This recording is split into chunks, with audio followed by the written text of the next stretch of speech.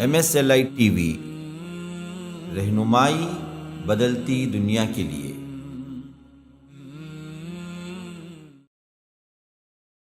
الحمد للہ رب العالمین والصلاة والسلام علی رسولہ الکریم، اما بعد۔ ہر قسم کی تعریف اللہ تبارک و تعالیٰ کے لیے ہے۔ بے پایاں درود و سلامتی نازل ہو اللہ کے تمام پیغمبروں پر، بالخصوص آخری پیغمبر محمد رسول اللہ صلی اللہ علیہ وسلم پر۔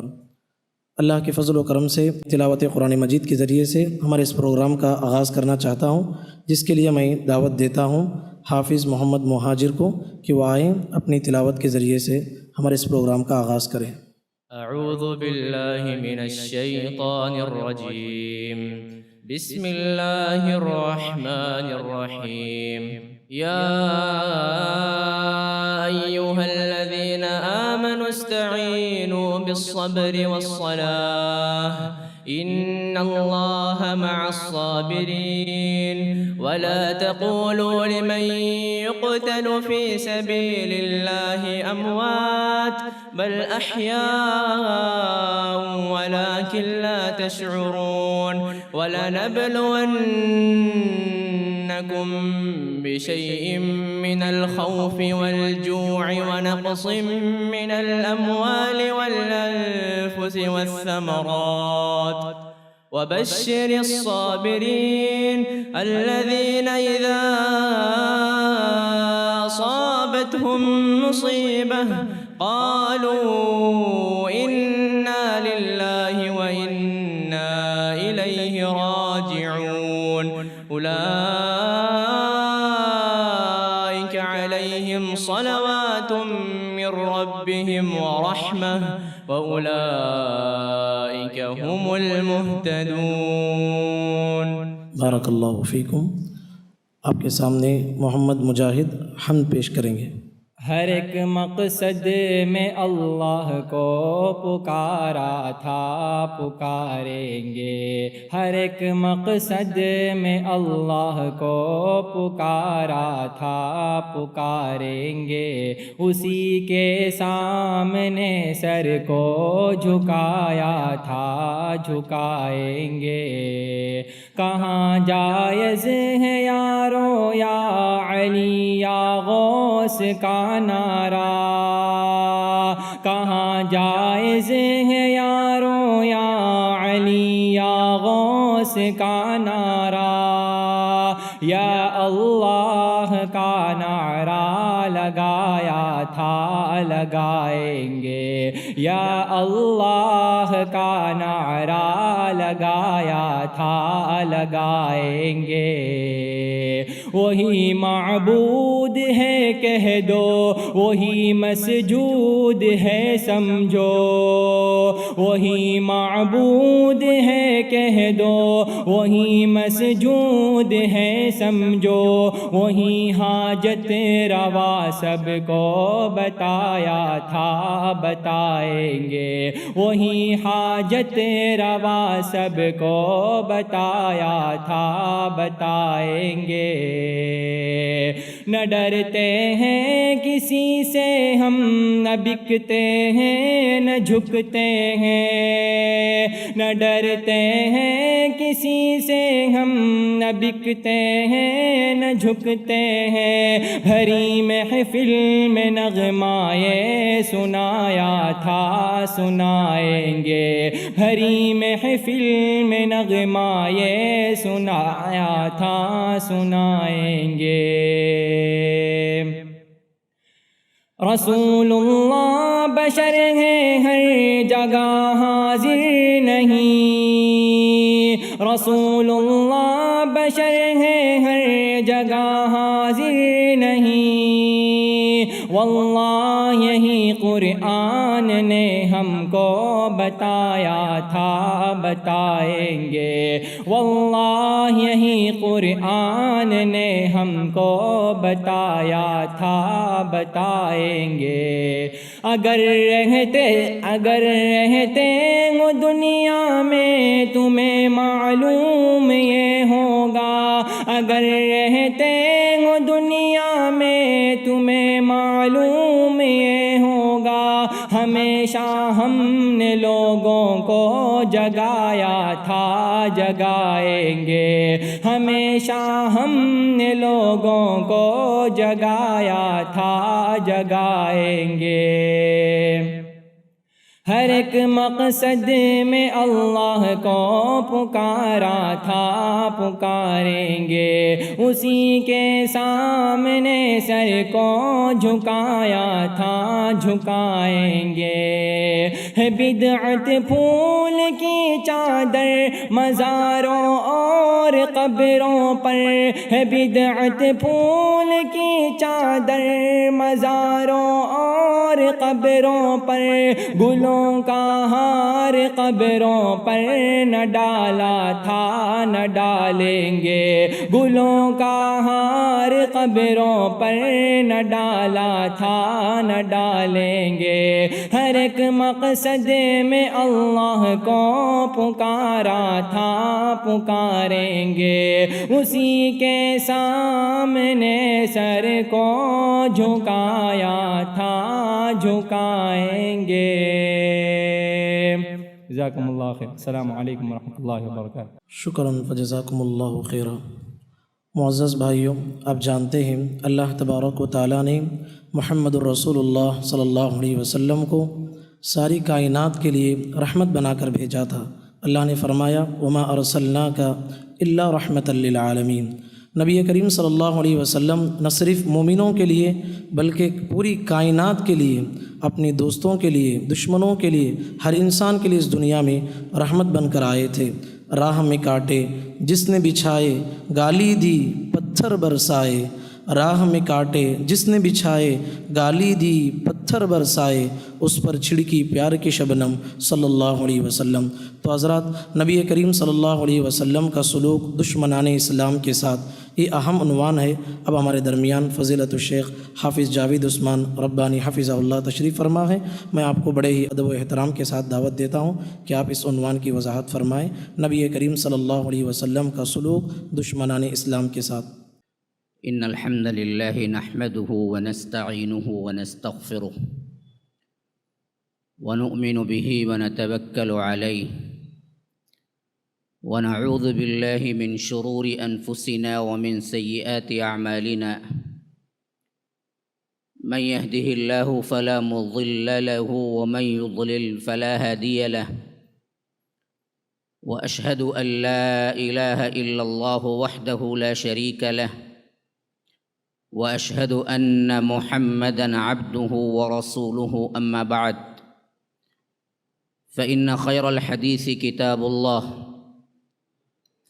وخير الهدي هدي محمد صلى الله عليه وسلم،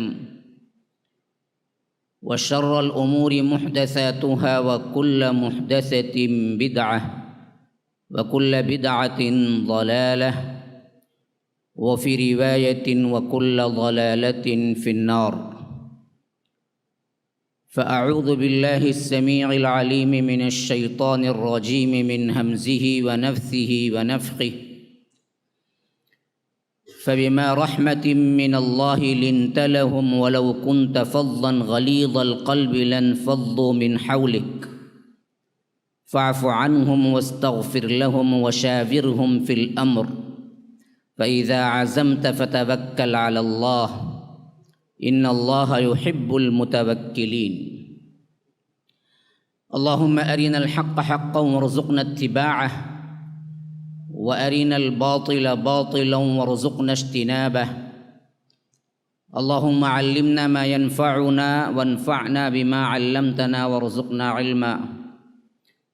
رب اشرح لي صدري ويسر لي أمري واحلل عقدة من لساني يفقه قولي۔ اس اللہ کے نام سے ابتدا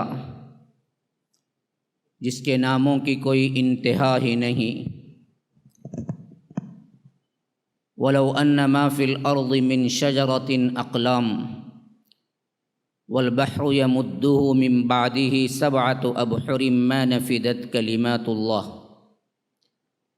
اس ذات اقدس پر کروڑوں درود و سلام ہوں جو تمام جہانوں کے لیے رحمت للعالمین بن کے آئے تھے، اللهم صل على محمد وعلى آل محمد كما صليت على إبراهيم وعلى آل إبراهيم إنك حميد مجيد وبارك على محمد وعلى آل محمد كما باركت على إبراهيم وعلى آل إبراهيم إنك حميد مجيد.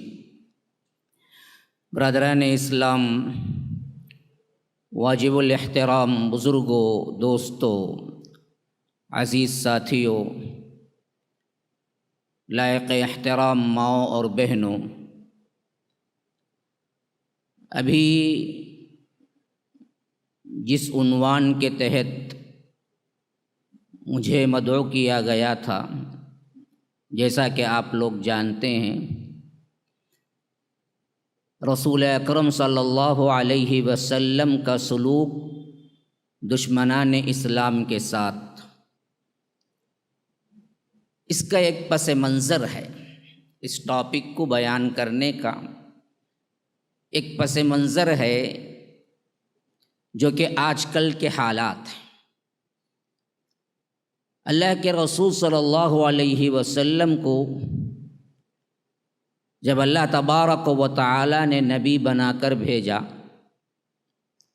اسی وقت اعلان عام ہو گیا تھا کہ انا ارسلناک بالحق بشیرا و نذیرا. اللہ کے رسول صلی اللہ علیہ وسلم، ہم نے آپ کو بشیر اور نذیر بنا کر بھیجا ہے. اور دوسری جگہ فرمایا شاہداً و مبشراً، ہم نے آپ کو شاہد بنا کر، گواہ بنا کر، بشارت دینے والا بنا کر بھیجا ہے. وَدَاعِيًا إِلَى اللَّهِ بِإِذْنِهِ وَسِرَاجًا مُنِيرًا، اور داعی اسلام بنا کر، اللہ کی طرف بلانے والے داعی بنا کر ہم نے بھیجا ہے. وَسِرَاجًا مُنِيرًا، اور چمکتا ہوا سورج بنا کر بھیجا ہے. یہ پوری انسانیت کے لیے ہے، نہ علاقائی اعتبار سے ہے نہ وقتی اعتبار سے. ہمیشہ یاد رکھیے، اللہ کے رسول صلی اللہ علیہ وسلم کی خصوصیات میں سے ہے جو کسی اور نبی کو عطا نہیں. ہر نبی اپنے زمانے کے اعتبار سے آیا، اپنے علاقے کے اعتبار سے آیا، اور اس کی نبوت محدود تھی، یا تو پلیس کے اعتبار سے یا تو ٹائم لیول کے اعتبار سے. جو بھی آیا، اس کے بعد آنے والا رسول جب آیا تو اس رسول کا جو پیریڈ تھا، جو ٹائم تھا، وہ ختم ہو گیا، اور دوسرا رسول جو موجودہ تھا اس کی اتباع کا حکم ملا. اور جس علاقے میں آیا وہ علاقہ مخصوص کیا گیا تھا. وَإِلَىٰ عَادٍ أَخَاهُمْ هُودًا، ہود علیہ السلام کو ہم نے عاد کی طرف بھیجا. عاد جو قوم تھی، جہاں آباد تھی، وہاں پر آئے تھے. وَإِلَىٰ ثَمُودَ أَخَاهُمْ صَالِحًا، صالح علیہ السلام کو ہم نے کیا ہے، سمود کی طرف بھیجا. وَإِلَىٰ مَدْيَنَ أَخَاهُمْ شُعَيْبًا، حضرت شعیب علیہ السلام کو مدین کی طرف بھیجا. تو ہر نبی اپنے اپنے علاقے کے اعتبار سے خاص تھا اور وقت کے اعتبار سے خاص تھا.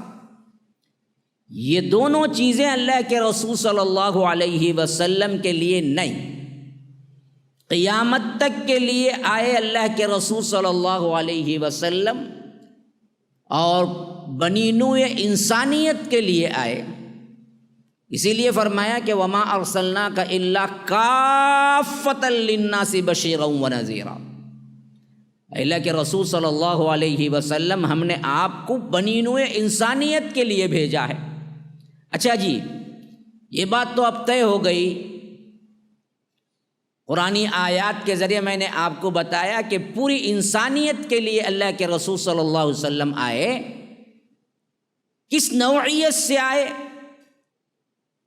نبی بنا کر، بشیر بنا کر، نذیر بنا کر. بشیر بشارت دینے والا، نذیر ڈرانے والا. ان صفات کے ساتھ ہی تمام انسانیت کے لیے آئے، اور مومنین کے لیے بالخصوص رحمت بنا کر آئے. ایسی کوئی بات ہے؟ نہ. آپ پڑھ جائیے سورہ انبیاء کے آخری آیات میں، جیسا کہ ابھی ہمارے حافظ صاحب نے بھی پڑھا تھا، وما ارسلناک الا رحمتا للعالمین، تمام عالم کے لیے ہم نے بھیجا ہے آپ کو رحمت بنا کر۔ اب دیکھیے الحمدللہ رب العالمین، رب تمام عالموں کا، اور اللہ کے رسول صلی اللہ علیہ وسلم رحمت تمام عالموں کے لیے۔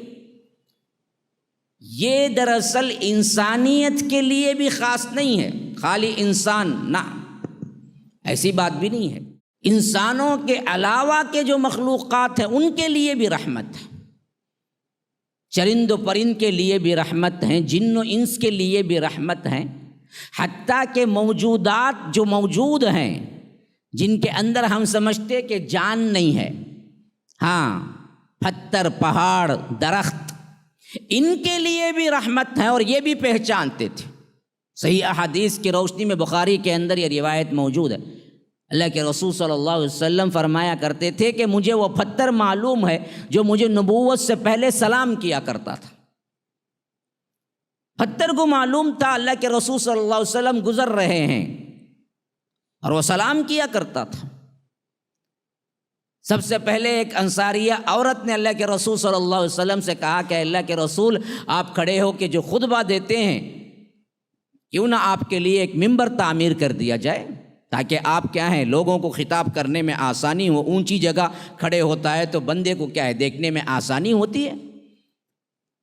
تو اللہ کے رسول صلی اللہ علیہ وسلم نے اس بات کو پسند کیا، اور وہ انصاریہ عورت نے ایک بڑھئی کے ذریعے ایک ممبر تعمیر کر دیا جس میں 3 سیڑھیاں تھیں۔ خطبہ جمعہ میں ممبر کا جو ہم دیکھتے ہیں رواج، یہ اسی سنت کو ہے جو اللہ کے رسول صلی اللہ علیہ وسلم کے لیے ایک عورت نے پیش کیا۔ یا رب، دیکھو کہ اسے خواتین بھی آگے آگے ہوتی تھی اسلام کے کاموں میں، اسلام کی نشر و اشاعت میں۔ ایک انصاریہ عورت نے دیکھ کے کہا کہ اللہ کے رسول، میں ممبر پیش کرتی ہوں۔ تو جب وہ ممبر پیش کیا گیا تو عمومی طور پر ایک تنا تھا جہاں پر اللہ کے رسول صلی اللہ علیہ وسلم کھڑے ہو کر خطبہ دیا کرتے تھے، کبھی کبھی یوں ٹیک لگا لیا کرتے تھے۔ اب اللہ کے رسول صلی اللہ علیہ وسلم جہاں تنے پہ ٹیک لگا کے خطبہ دیتے تھے، اس سے آگے ممبر تھا۔ جمعہ کا وقت آیا، ممبر پر چڑھنے کا وقت آیا، اللہ کے رسول صلی اللہ علیہ وسلم اس تنے کو چھوڑ کر تھوڑا سا آگے بڑھ گئے۔ حدیث میں عجیب الفاظ آئے ہیں، صحابہ روایت کرتے ہیں، 17 صحابہ سے یہ حدیث آئی ہے، حدیث کے کئی کتابوں کے اندر یہ حدیث موجود ہے کہ وہ تنا چھوٹے بچے کی طرح رو پڑا، جس طرح کسی سے کیا ہے بچے کو ماں سے چھین لیا جائے تو بچہ جیسے چیخ پڑتا ہے، ویسے وہ تنا چیخ پڑا، یہاں تک کہ اللہ کے رسول صلی اللہ علیہ وسلم پلٹ کے آئے۔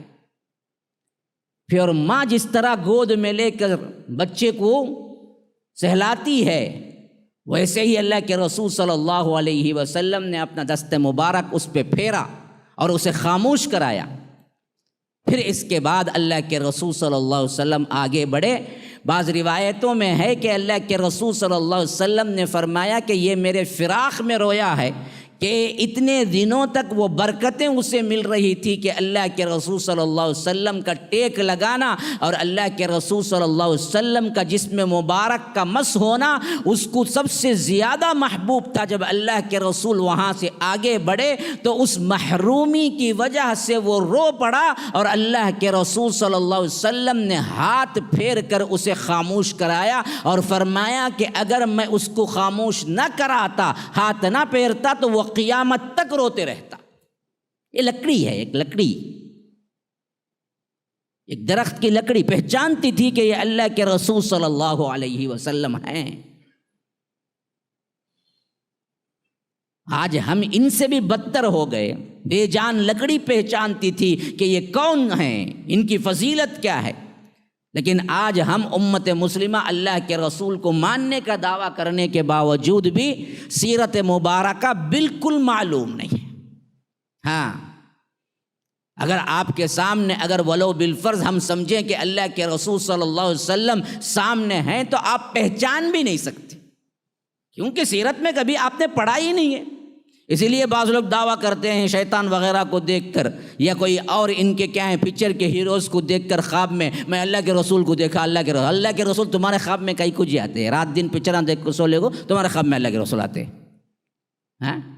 اللہ کے رسول صلی اللہ علیہ وسلم آنے کے لیے بھی بہت سی نشانیاں ہیں۔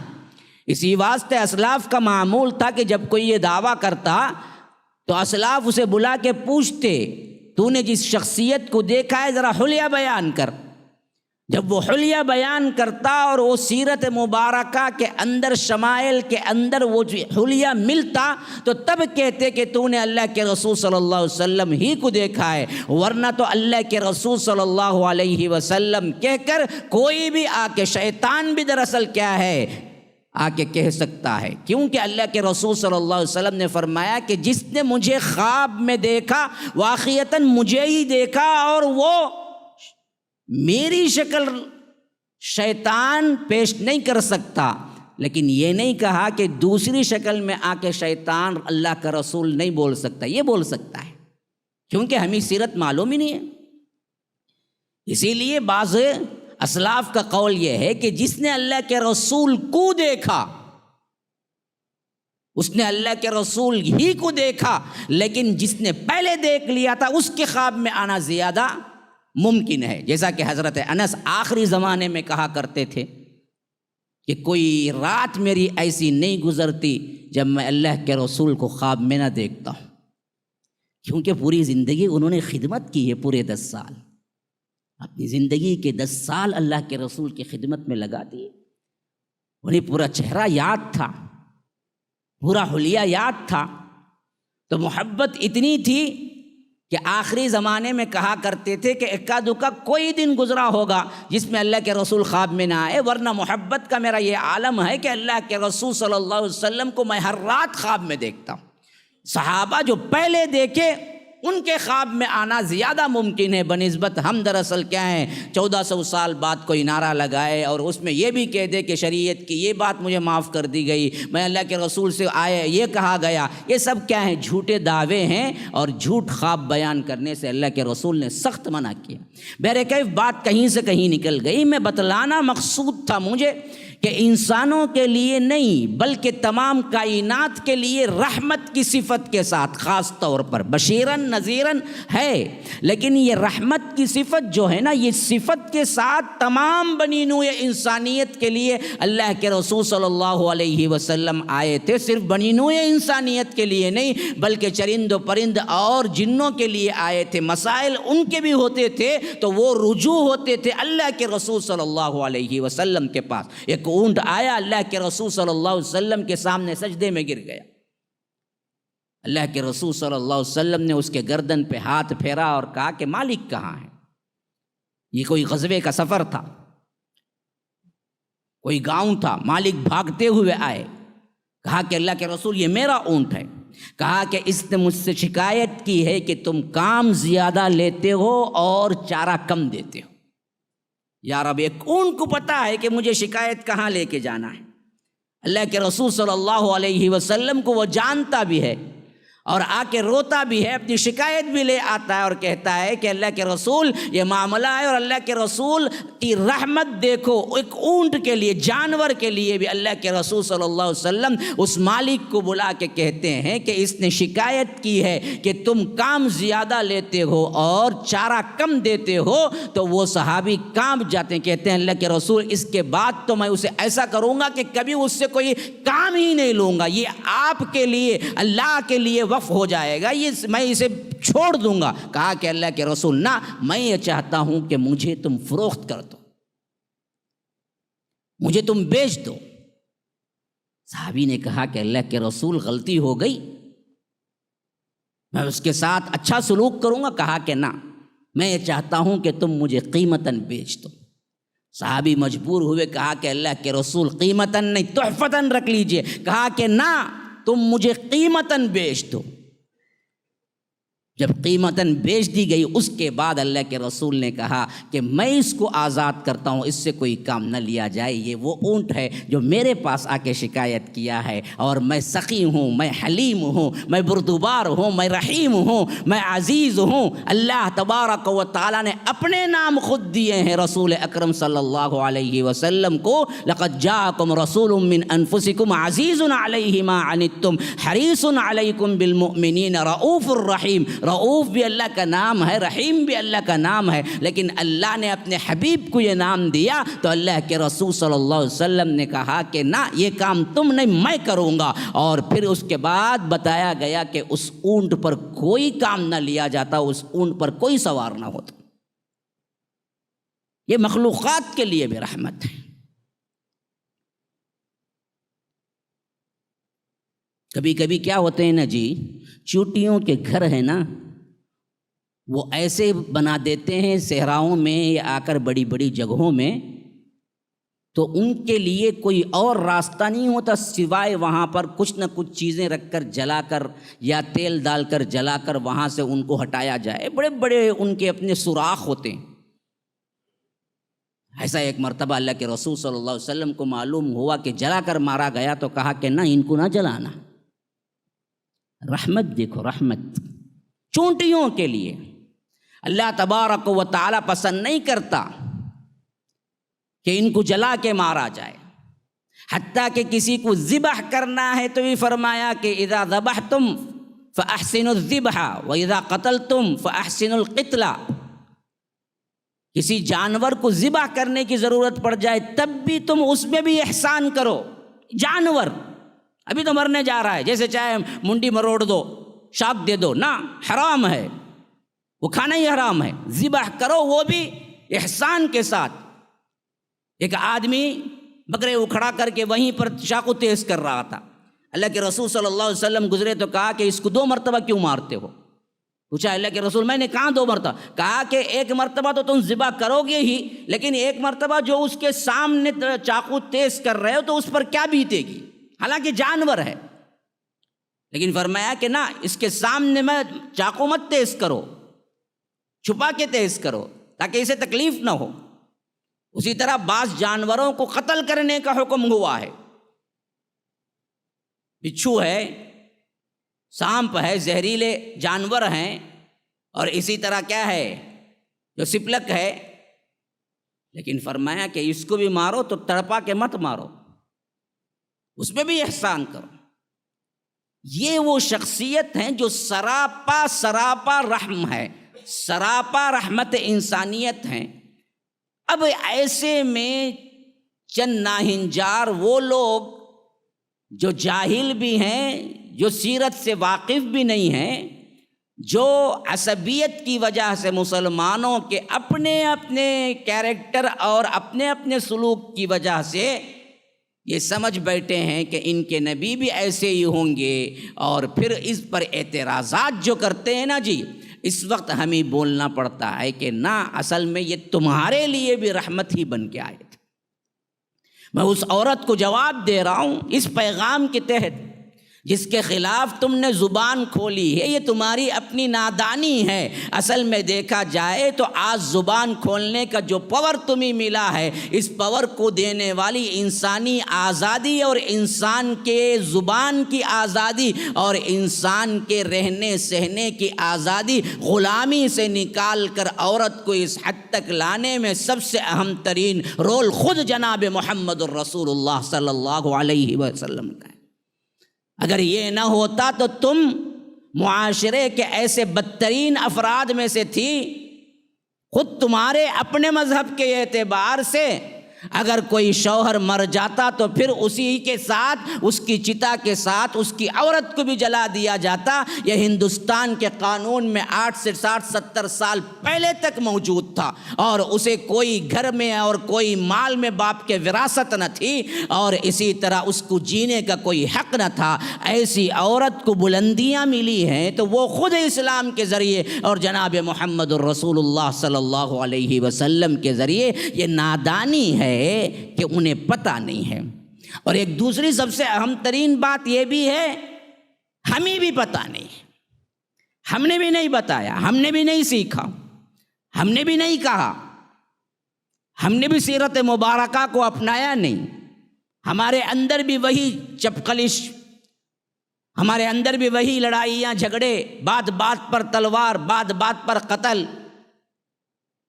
بے ایمانی.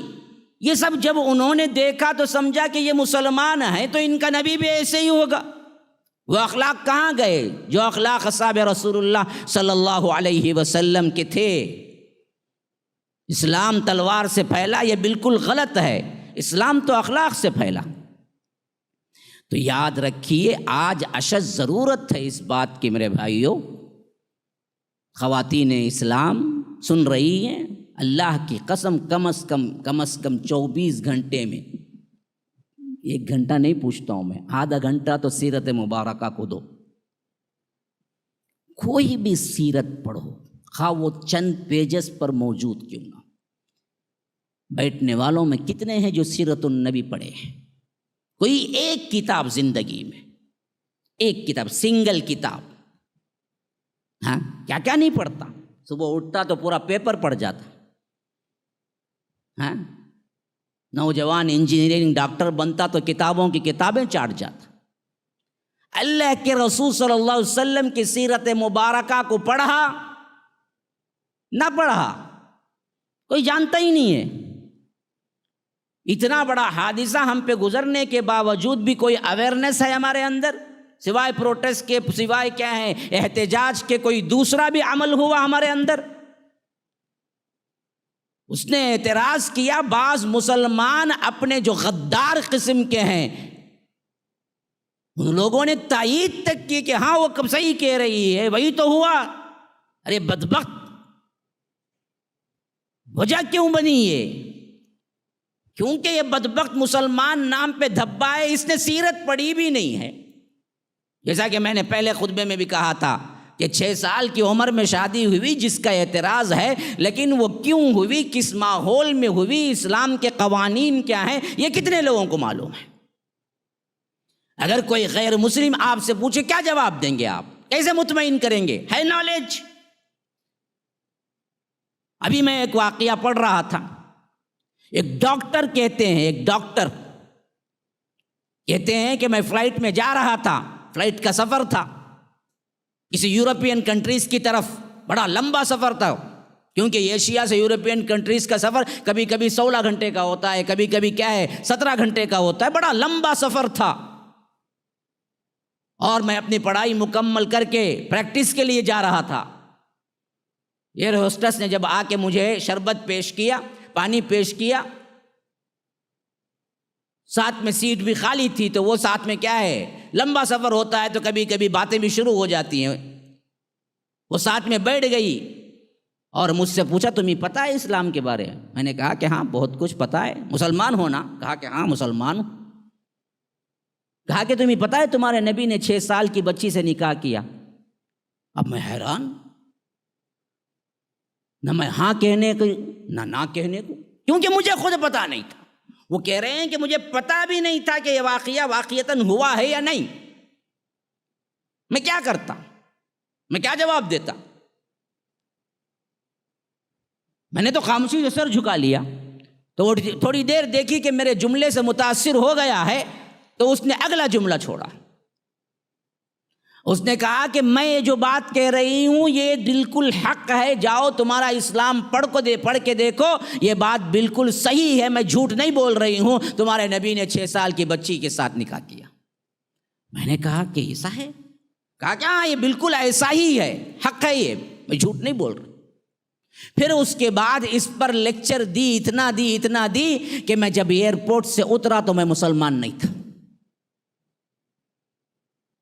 مسلمان ڈاکٹر کہہ رہا ہے، ڈاکٹر تعلیم یافتہ، وہ اتنا سیرت کے اوپر گفتگو کی، اللہ کے رسول صلی اللہ علیہ وسلم پر طنز کیا اور ان کے باتیں بتائی کہ یہاں تک کہ میں اترا تو میرے دل سے اللہ کے رسول صلی اللہ علیہ وسلم کی پوری عزت اتر چکی تھی، میں مسلمان نہیں تھا. پھر میں 17 سال ان کنٹریز میں رہا اور میں نہ کبھی مسجد گیا، نہ کبھی مسلمانوں کے ساتھ گیا. ہاں میں برابر چرچ جاتا تھا ہفتہ واری.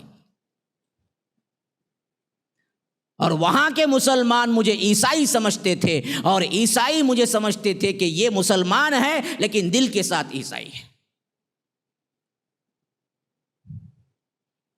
پھر واپس مسلمان کنٹری میں آنا ہوا۔ کہتے ہیں کہ ایک سیمینار تھا سیرت النبی صلی اللہ علیہ وسلم پر،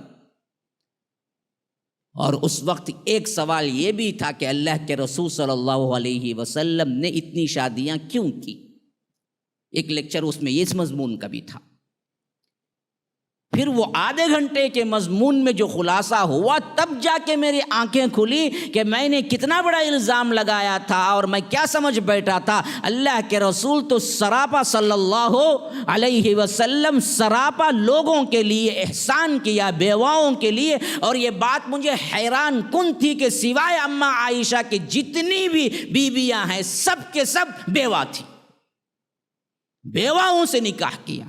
اور یہ بات بھی سب سے بڑی اچنبے کی تھی، حیرت کی تھی کہ اللہ کے رسول کا سنہرا ترین دور نوجوانی کا 25 سے 50 سال تک ایک ہی بیوی پر جو 40 سال کی تھی نکاح کر کے قناعت کے ساتھ زندگی گزاری۔ یہ دو باتیں مجھے کیا ہے حیرت میں ڈال دی۔ ڈاکٹر کہہ رہے ہیں وہ دو باتیں، ایک 25 سے 50 سال تک اللہ کے رسول صلی اللہ علیہ وسلم نے کوئی شادی نہیں کی، اور پہلی شادی 40 سالہ عورت سے کی اور وہ بیوہ تھی۔ اور دوسری بات یہ ہے کہ اماں عائشہ کے علاوہ جتنی شادیاں کی سب بیوہ تھی۔ یہ دو باتیں مجھے رونے پہ میں رو رو کے برا حال ہو گیا۔ اتفاق سے جب وہ لیکچر ختم ہوا، جس اسپیکر نے اس کو کیا ہے اس عنوان کو اٹینڈ کیا تھا، انہی کے ساتھ کار میں بیٹھ کے جب نکلا تو میں نے اترتے وقت کہا آپ کا بڑا احسان ہے کہ میں آج دوبارہ مسلمان ہوا۔ انہوں نے پوچھا کہ بات کیا ہے، آپ تو مسلمان ہیں پیدائشی؟ تب میں یہ واقعہ انہیں سنایا اور بتایا کہ نہ، میں جب یہاں سے چھوڑ کے گیا تھا تو میں مسلمان نہیں تھا ایئرپورٹ پہ اترتے وقت، اور یہاں واپس آنے تک سیرت کے اس پروگرام میں مسلمان نہیں تھا۔ جب آپ کا لیکچر سنا مجھے معلوم ہوا کہ اللہ کے رسول صلی اللہ علیہ وسلم کے کیا ہیں اصل چیزیں اور شادیاں کیوں ہوئی، تب جا کے میں دوبارہ کلمہ پڑھا ہوں۔ آپ نے ایک کافر کو پھر مسلمان بنایا ہے۔ یہ حالت ہے مسلمانوں کی۔ ابھی بھی ہوش میں نہیں آؤ گے؟ پڑھو، سیکھو، سنو۔ کوئی لینگویج پڑھنا نہیں آتی ہے کوئی مسئلہ نہیں، سنو تو صحیح۔ سیرت النبی صلی اللہ علیہ وسلم کے سیریز ہیں، ایپ ہیں، موجودہ دور میں اس پہ بہت کام ہوا ہے۔ کم از کم ان سیریز کو تو سنو، ایپ کے ذریعے علم حاصل کرو، حصہ مقرر کرو کہ مجھے کیا ہے فلاں دن اتنا تو سیکھنا ہے، فلاں دن مکی زندگی پڑھنا ہے، مدنی زندگی پڑھنا ہے، پہلا سال، دوسرا سال، تیسرا سال، یہ پڑھنا ہے، یہ سیکھنا ہے۔ اللہ کے رسول صلی اللہ علیہ وسلم طائف کا سفر کیوں ہوا یہ مجھے معلوم ہونا ہے۔ اللہ کے رسول صلی اللہ علیہ وسلم میں جنگ بدر میں کیا ہوا، کیوں جنگ کی، یہ تمام چیزیں جب تک آپ کے ذہنوں میں آئیں گی نہیں، یاد رکھو اس کا جواب نہیں ہو سکتا جو کچھ بھی آج ہو رہا ہے، آج نہیں پھر بھی ہوگا، پھر بھی نہیں پہلے بھی ہوا تھا۔ دشمنان اسلام نے اس پر ہمیشہ سے وبال اٹھایا تھا، اور ہمیشہ مسلمان دوسرے ٹریک پہ گئے ہیں۔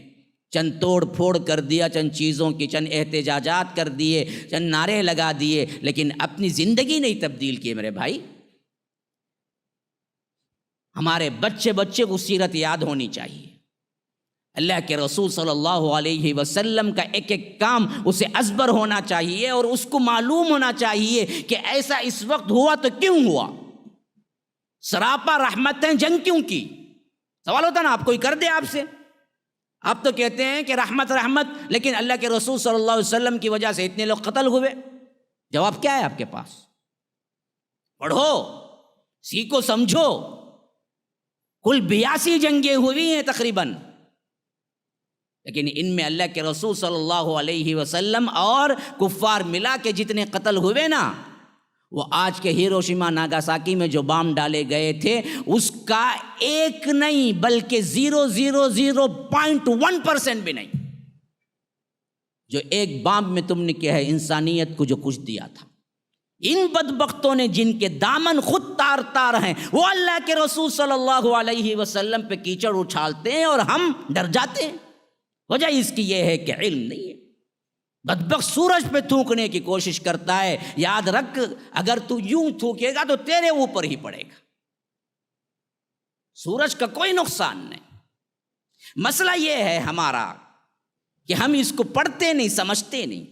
سیرت مبارکہ کا ایک ایک پہلو، میں تو کہتا ہوں اگر ایک ایک دن نکال لو تو ہر دن ایک واقعہ میں تمہیں سنا سکتا ہوں جس میں اللہ کے رسول صلی اللہ علیہ وسلم نے دشمنان اسلام کے ساتھ وہ سلوک کیا۔ اگر کوئی ان کا اپنا لیڈر کرتا تو آج اس کو ولبھ بھائی پٹیل کا جس طرح انہوں نے کیا مجسمہ بنایا اس سے بھی ڈبل مجسمہ بنا لیتے، لیکن تمہاری پوری ہندو تاریخ میں نہیں ہے کہ کوئی ایک ہیرو تمہیں ملے۔ اللہ کے رسول صلی اللہ علیہ وسلم کے پاؤں مبارک کے دھول کے برابر بھی کوئی لیڈر انسانیت کو نہیں ملا۔ یہ ہمارے لیے فخر کا باعث ہے کہ اللہ کے رسول صلی اللہ علیہ وسلم جیسی شخصیت ہمیں ملی، اور ہم اتنے زیادہ بے پرواہ اور ہم اتنے زیادہ اللہ کے رسول صلی اللہ علیہ وسلم کی سیرت سے غافل ہیں کہ کہنا پڑتا ہے کہ ہم جیسی قوم بھی شاید دنیا میں کوئی نہیں ہوگی جن کو خود ایسا لیڈر ملا ہو جس کا رب نے تعریفوں کا، اللہ کے رسول صلی اللہ علیہ وسلم کے تعریفوں پر کئی آیتیں اتار دی ہیں، لیکن ہم نے کبھی کیا ہے ٹس سے مس نہیں ہوا ہے۔ ہم سے کوئی بری قوم دنیا میں نہیں ہوگی جو اپنے لیڈر کے بارے میں تو جانتی نہیں۔ کن کن کو کہیں گے جی آپ؟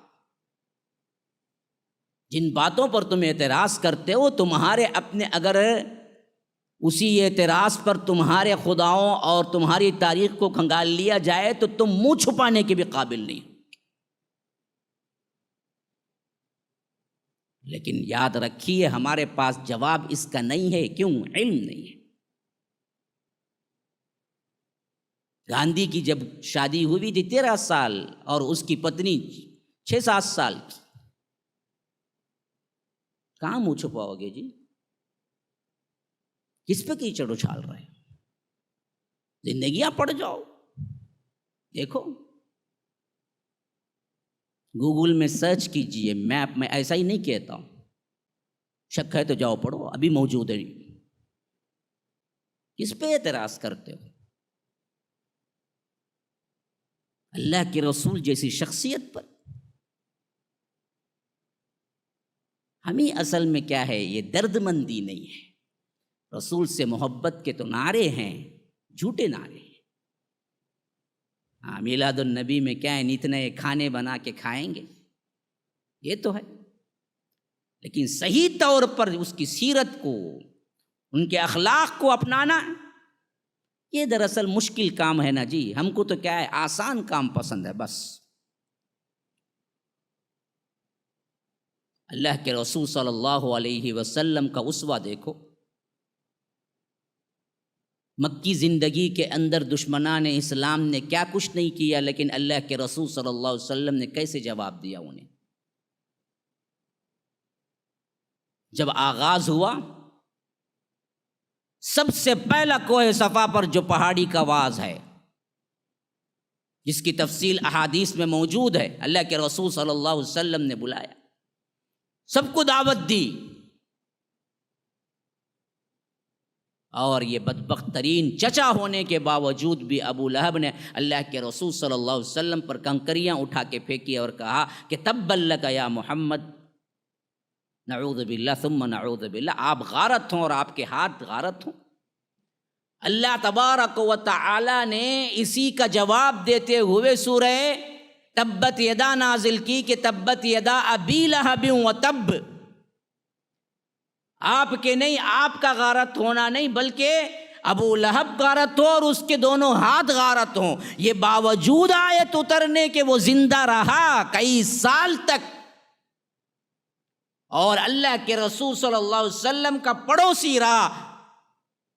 اور اصحاب رسول اللہ صلی اللہ علیہ وسلم ایسے جانثار صحابہ تھے جو کسی اور نبی کو نہیں ملے تھے، اگر ایک حکم دیتے تو اس کے ٹکڑے ٹکڑے کر دیتے، لیکن اللہ کے رسول صلی اللہ علیہ وسلم نے کبھی اس سے ایک لفظ نہیں کہا، یہاں تک کہ کبھی جب اللہ کے رسول صلی اللہ علیہ وسلم نماز میں کھڑے ہوتے تو اوپر سے وہ اللہ کے رسول پر کچرا پھینکتا اور کبھی کبھی غلاظت پھینکتا، اور اللہ کے رسول باہر نکل کے وہ لکڑی پہ اٹھا کے باہر نکلتے اور کہتے کہ لوگوں کم از کم قریش کا لحاظ تو کرو، تم معزز لوگ ہو، یہ کیسی ہمسائیگی ہے، یہ کیسا کیا ہے پڑوسی پن ہے کہ تم میرے پڑوس ہوتے ہوئے بھی تم میرے گھر میں غلاظت پھینکتے ہو۔ کارروائی کوئی نہیں کی۔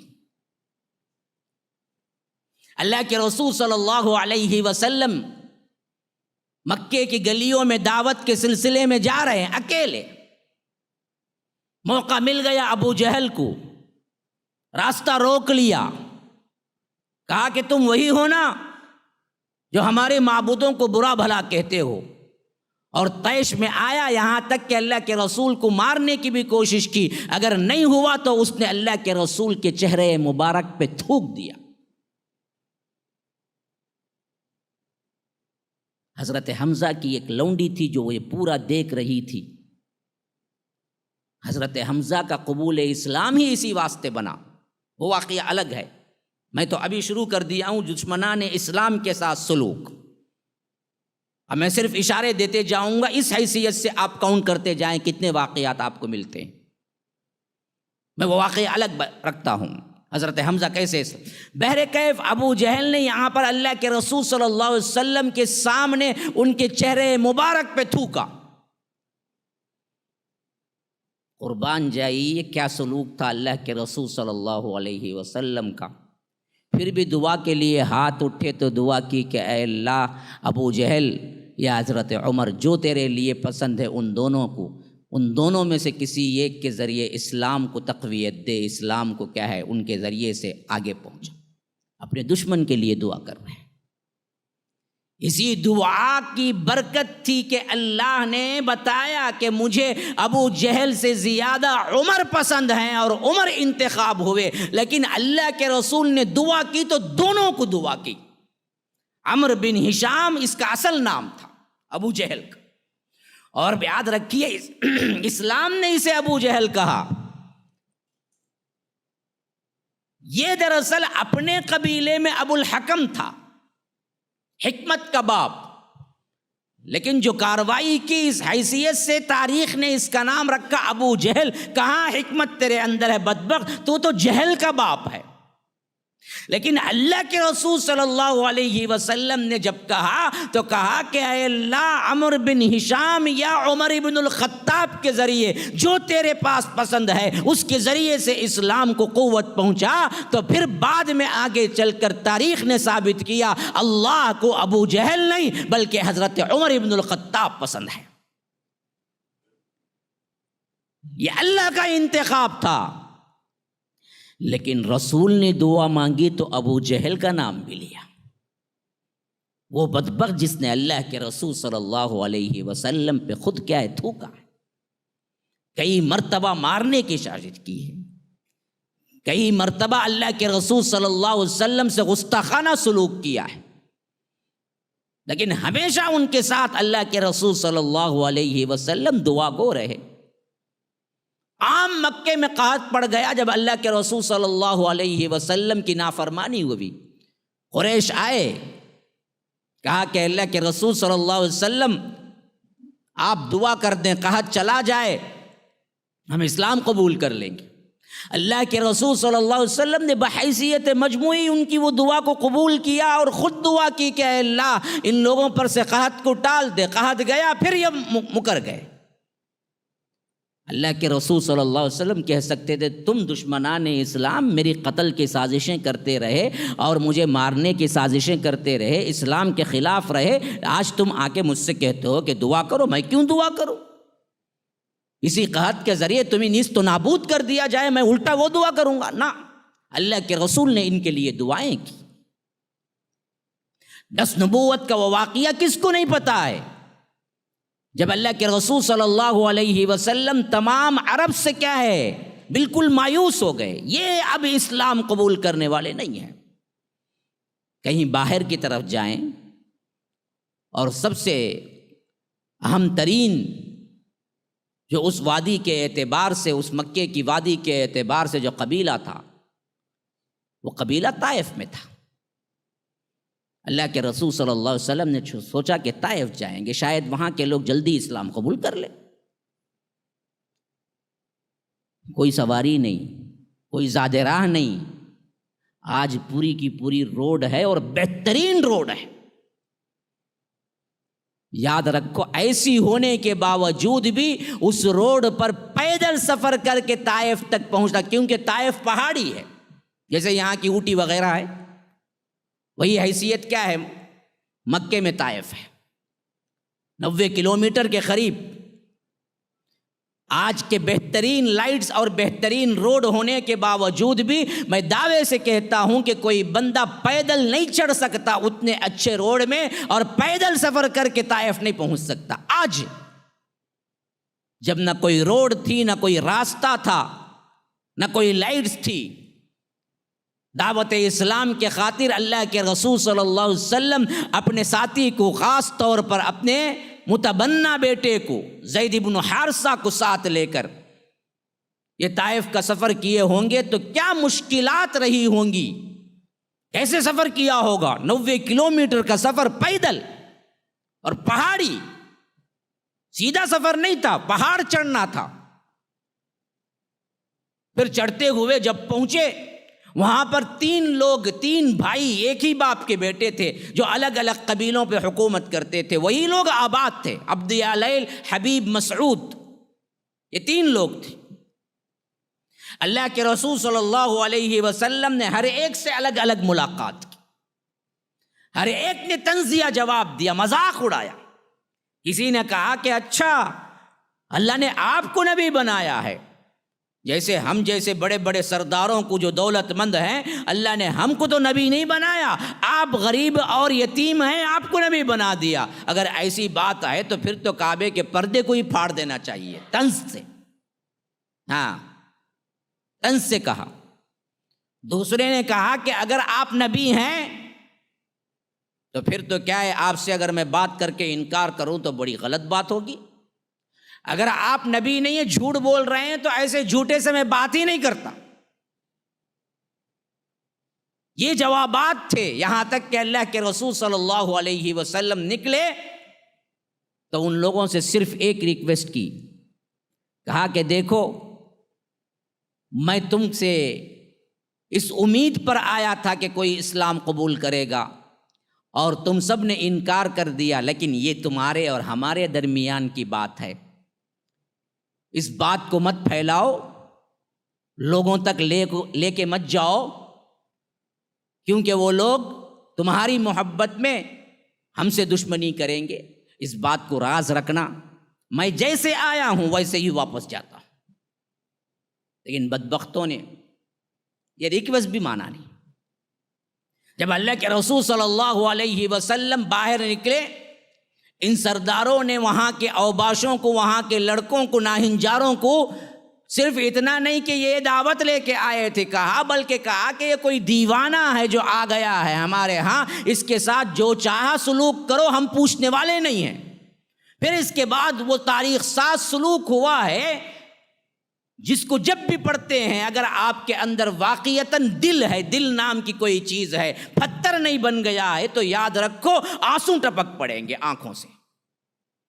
کسی نے پتھر پھینکا ہے، کسی نے گالیاں دی ہیں، کسی نے کچھ اور طریقے سے زخم کیا ہے، یہاں تک کہ اللہ کے رسول صلی اللہ علیہ وسلم کے جسم مبارک سے خون رسنے لگا، اور حضرت زید بن حارثہ ادھر سے آ رہے ہیں، کوئی پتھر نہ لگ جائے، ادھر سے آ رہے ہیں، ادھر سے چوطرفہ پتھر پڑ رہے ہیں، کتنے طرف سے آئیں گے، چاروں طرف سے کیسے ایک ہی آدمی سنبھال پائے گا؟ تو جتنے اللہ کے رسول صلی اللہ علیہ وسلم کو پتھر لگے، ایسے ہی زید بن حارثہ کو بھی لگ رہے رہے ہیں، لیکن اللہ کے رسول صلی اللہ علیہ وسلم کو زیادہ لگے اور خون رس رہا ہے، خون گر رہا ہے، گرتے گرتے خون جوتیوں میں منجمد ہو گیا، اور جس کی وجہ سے اللہ کے رسول صلی اللہ علیہ وسلم کو نقاہت اور کمزوری ہو گئی، چلنا مشکل ہو گیا۔ تو زید بن حارثہ بے ہوش ہونے کے قریب تھے، اللہ کے رسول زید بن حارثہ اپنے کھندے میں ڈالے، اور یہاں سے کیا ہے عداس جو کہ ایک غلام تھا اس کے باغ میں پہنچے ہیں، وہاں پر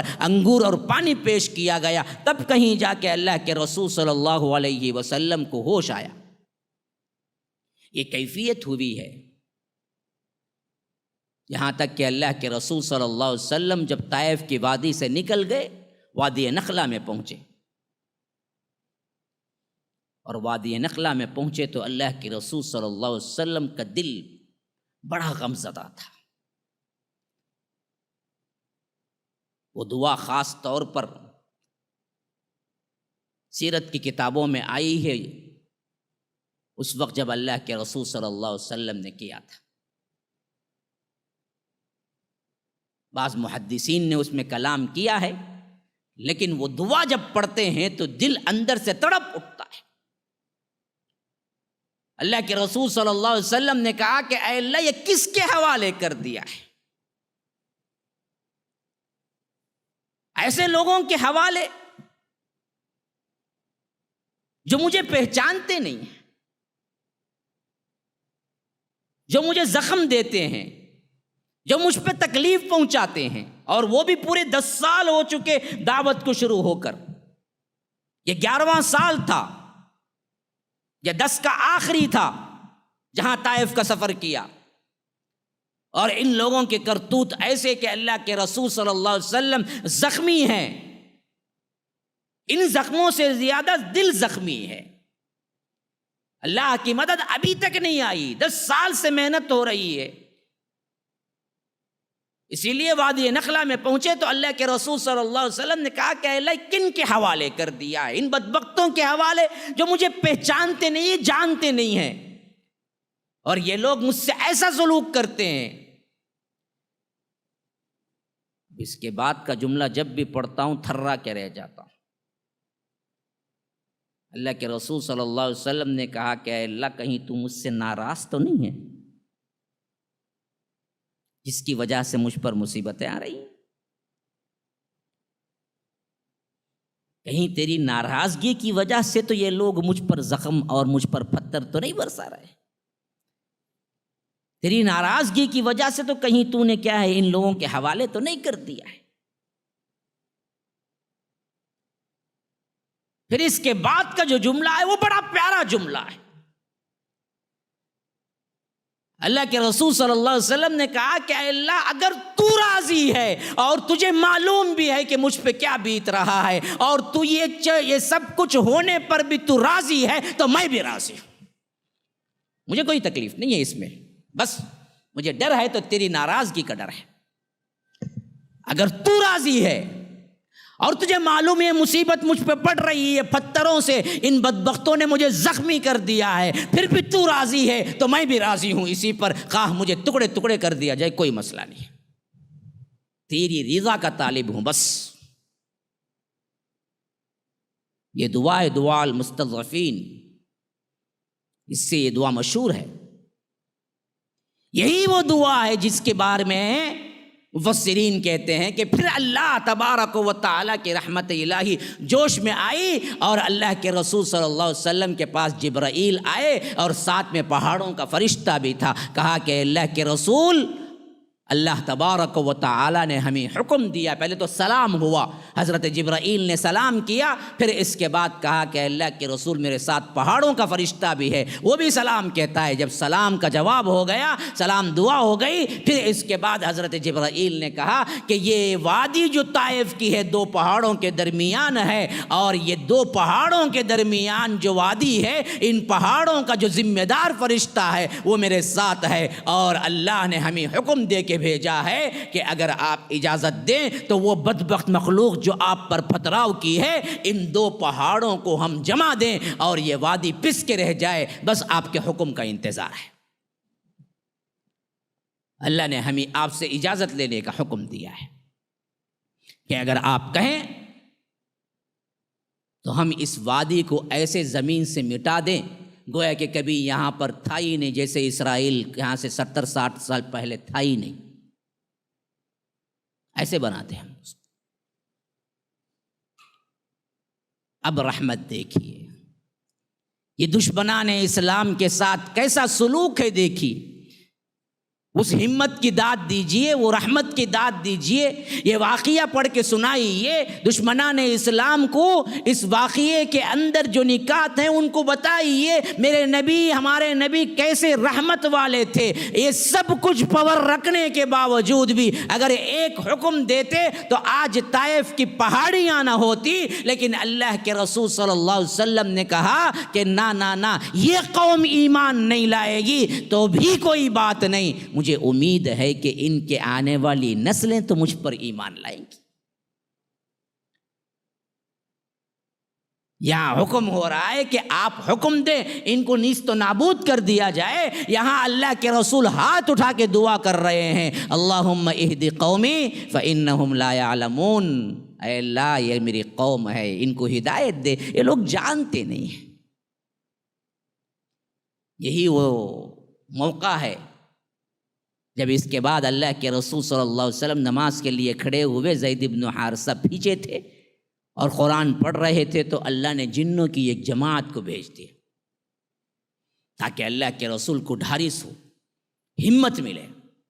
وہ جماعت وہاں پر پہنچی تو وہی سورہ جن کے اندر وہ چیزیں تمام کے تمام وہ واقعہ اللہ نے ذکر کیا ہے، قل اوحی الی انہ استمع نفر من الجن فقالوا انا سمعنا قرآنا عجبا، ارے یہ بہترین خوبصورت کلام ہم نے سنا ہے،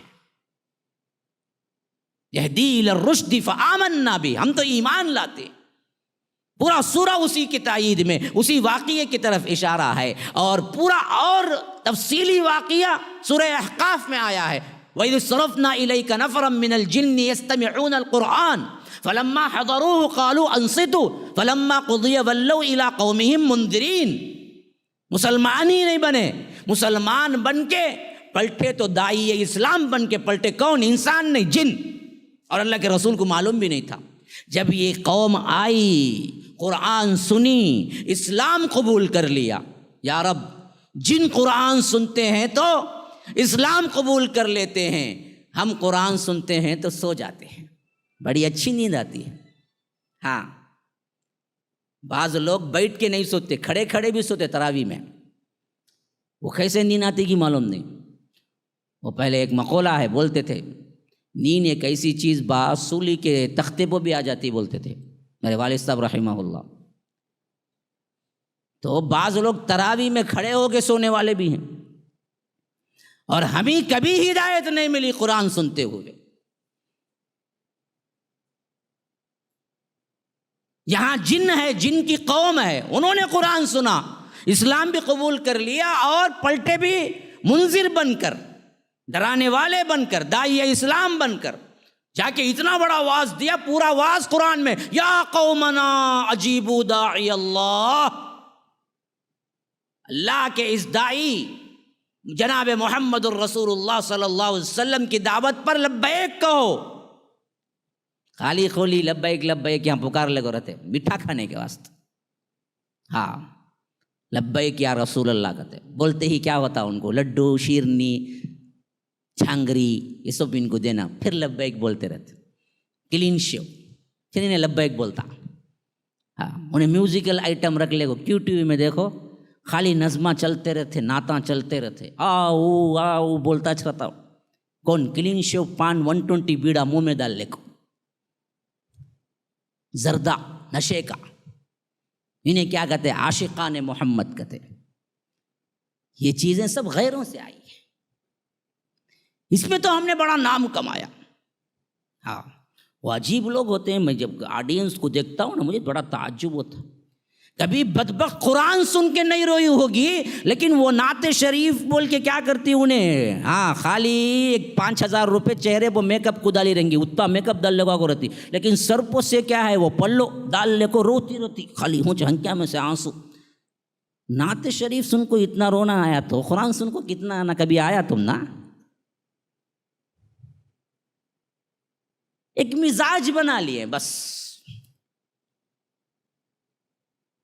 بقیہ منمانی چلتی رہتی ہے ہماری. ہم خالی خولی دکھانے کے دعوے کے بن کے رہ گئے، اصل نہیں ہے. وہ جو کہتے ہیں نا جی داتی کے ہاتھ کھانے کے اور ہیں دکھانے کے اور ہیں. دکھانے کے اتنے اتنے بڑے، اس سے کھایا تو انہیں کیا بھی کھات نہیں سکتا انہیں لیکن دیکھنے کو بڑے بڑے ہیں بہت، کھانے کے اندر رہتے. ہاں وہ کھانے کے جو اندر ہی نہ اس میں نہ مرغا کھا سکتا انہیں نہ مرغی، انہیں گھاس کھا لے کو جینا انہیں. دکھانے کے جو ہی نا وہ بہت بڑے بڑے رہتے لیکن کیا بھی نہیں کھاتا اس سے انہیں. یہی حالت ہے ہماری آج. باتیں بڑے ہیں، کام کچھ نہیں ہے. ہماری دلچسپی بھی دیکھیے نا، یہ جو آرباٹم یہ احتجاج وغیرہ کر کے اس میں 1-2 گھنٹے کا کیا ہے جی، بس نعرے بازیاں ہیں. آ گئے نعرے کر لیے، دل کو بھی مطمئن کر لیے کہ بھائی ہم نے سپورٹ کی. لیکن زندگی بھر تبدیل ہو، زندگی بھر کے لیے کوشش کرو، زندگی بھر کے لیے اخلاقی نمونہ بنو، یہ بہت مشکل کام ہے. اس کے لیے دیکھو 4 لوگ بھی نہیں آئیں گے. سیرت النبی پروگرام رکھو دن بھر کے لیے، آؤ بھائی سیرت سیکھ کے جاؤ. میرا انشاءاللہ یہی ہے، اگلے اتوار کو 1 دن کا سیرت کا پروگرام رکھیں گے، سکھائیں گے، سمجھائیں گے، پڑھائیں گے، پڑھ کے جانا ہے. بلاؤ ایسا 4 لوگ آئیں گے. ہاں وہی خلاف میں احتجاج کرو، آبا چل با جائیں گے، ذرا آواز آ کر کو آئیں گے، خاموش بیٹھ بیٹھ کو بیزار ہے. وہی سب ہمارا. ہم تبدیل ہونا نہیں چاہتے، جبکہ اللہ کے رسول صلی اللہ علیہ وسلم کی پوری سیرت کا پیغام یہ ہے کہ تبدیلی لاؤ، بدلو. تو اللہ کے رسول صلی اللہ علیہ وسلم نے اس وقت دعا کی الٹا کہ اے اللہ ان کی قوم نہیں، شاید ان کے نسلوں، اور بالکل بھی عینی وہی ہوا. جب مکہ فتح ہوا، وہاں سے غزوہ طائف آپ پڑھ جائیے، پوری کی پوری قوم اللہ کے رسول صلی اللہ علیہ وسلم نے محاصرہ کر لیا طائف کا. اس وقت 8 ہجری، یہ 10 کے 3 ملا لو اور وہاں کے 8 سال ملا لو، کل 11 سال نہیں ہوئے. اللہ تبارک و تعالی نے اتنا پاور دیا کہ طائف کا پورا محاصرہ کر لیا. اور اللہ کی شان بھی دیکھو، نبی کی بات کی لاج رکھنا تھا. رب اگر چاہتا تو اللہ کے رسول کے ذریعے طائف کو فتح کروا دیتا. وعلیکم السلام.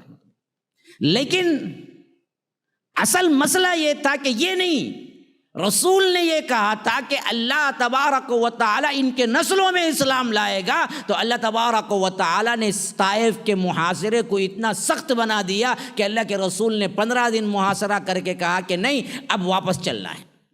صحابہ پریشان ہوئے، ان کو ایسے ہی چھوڑ کے ہم جائیں گے؟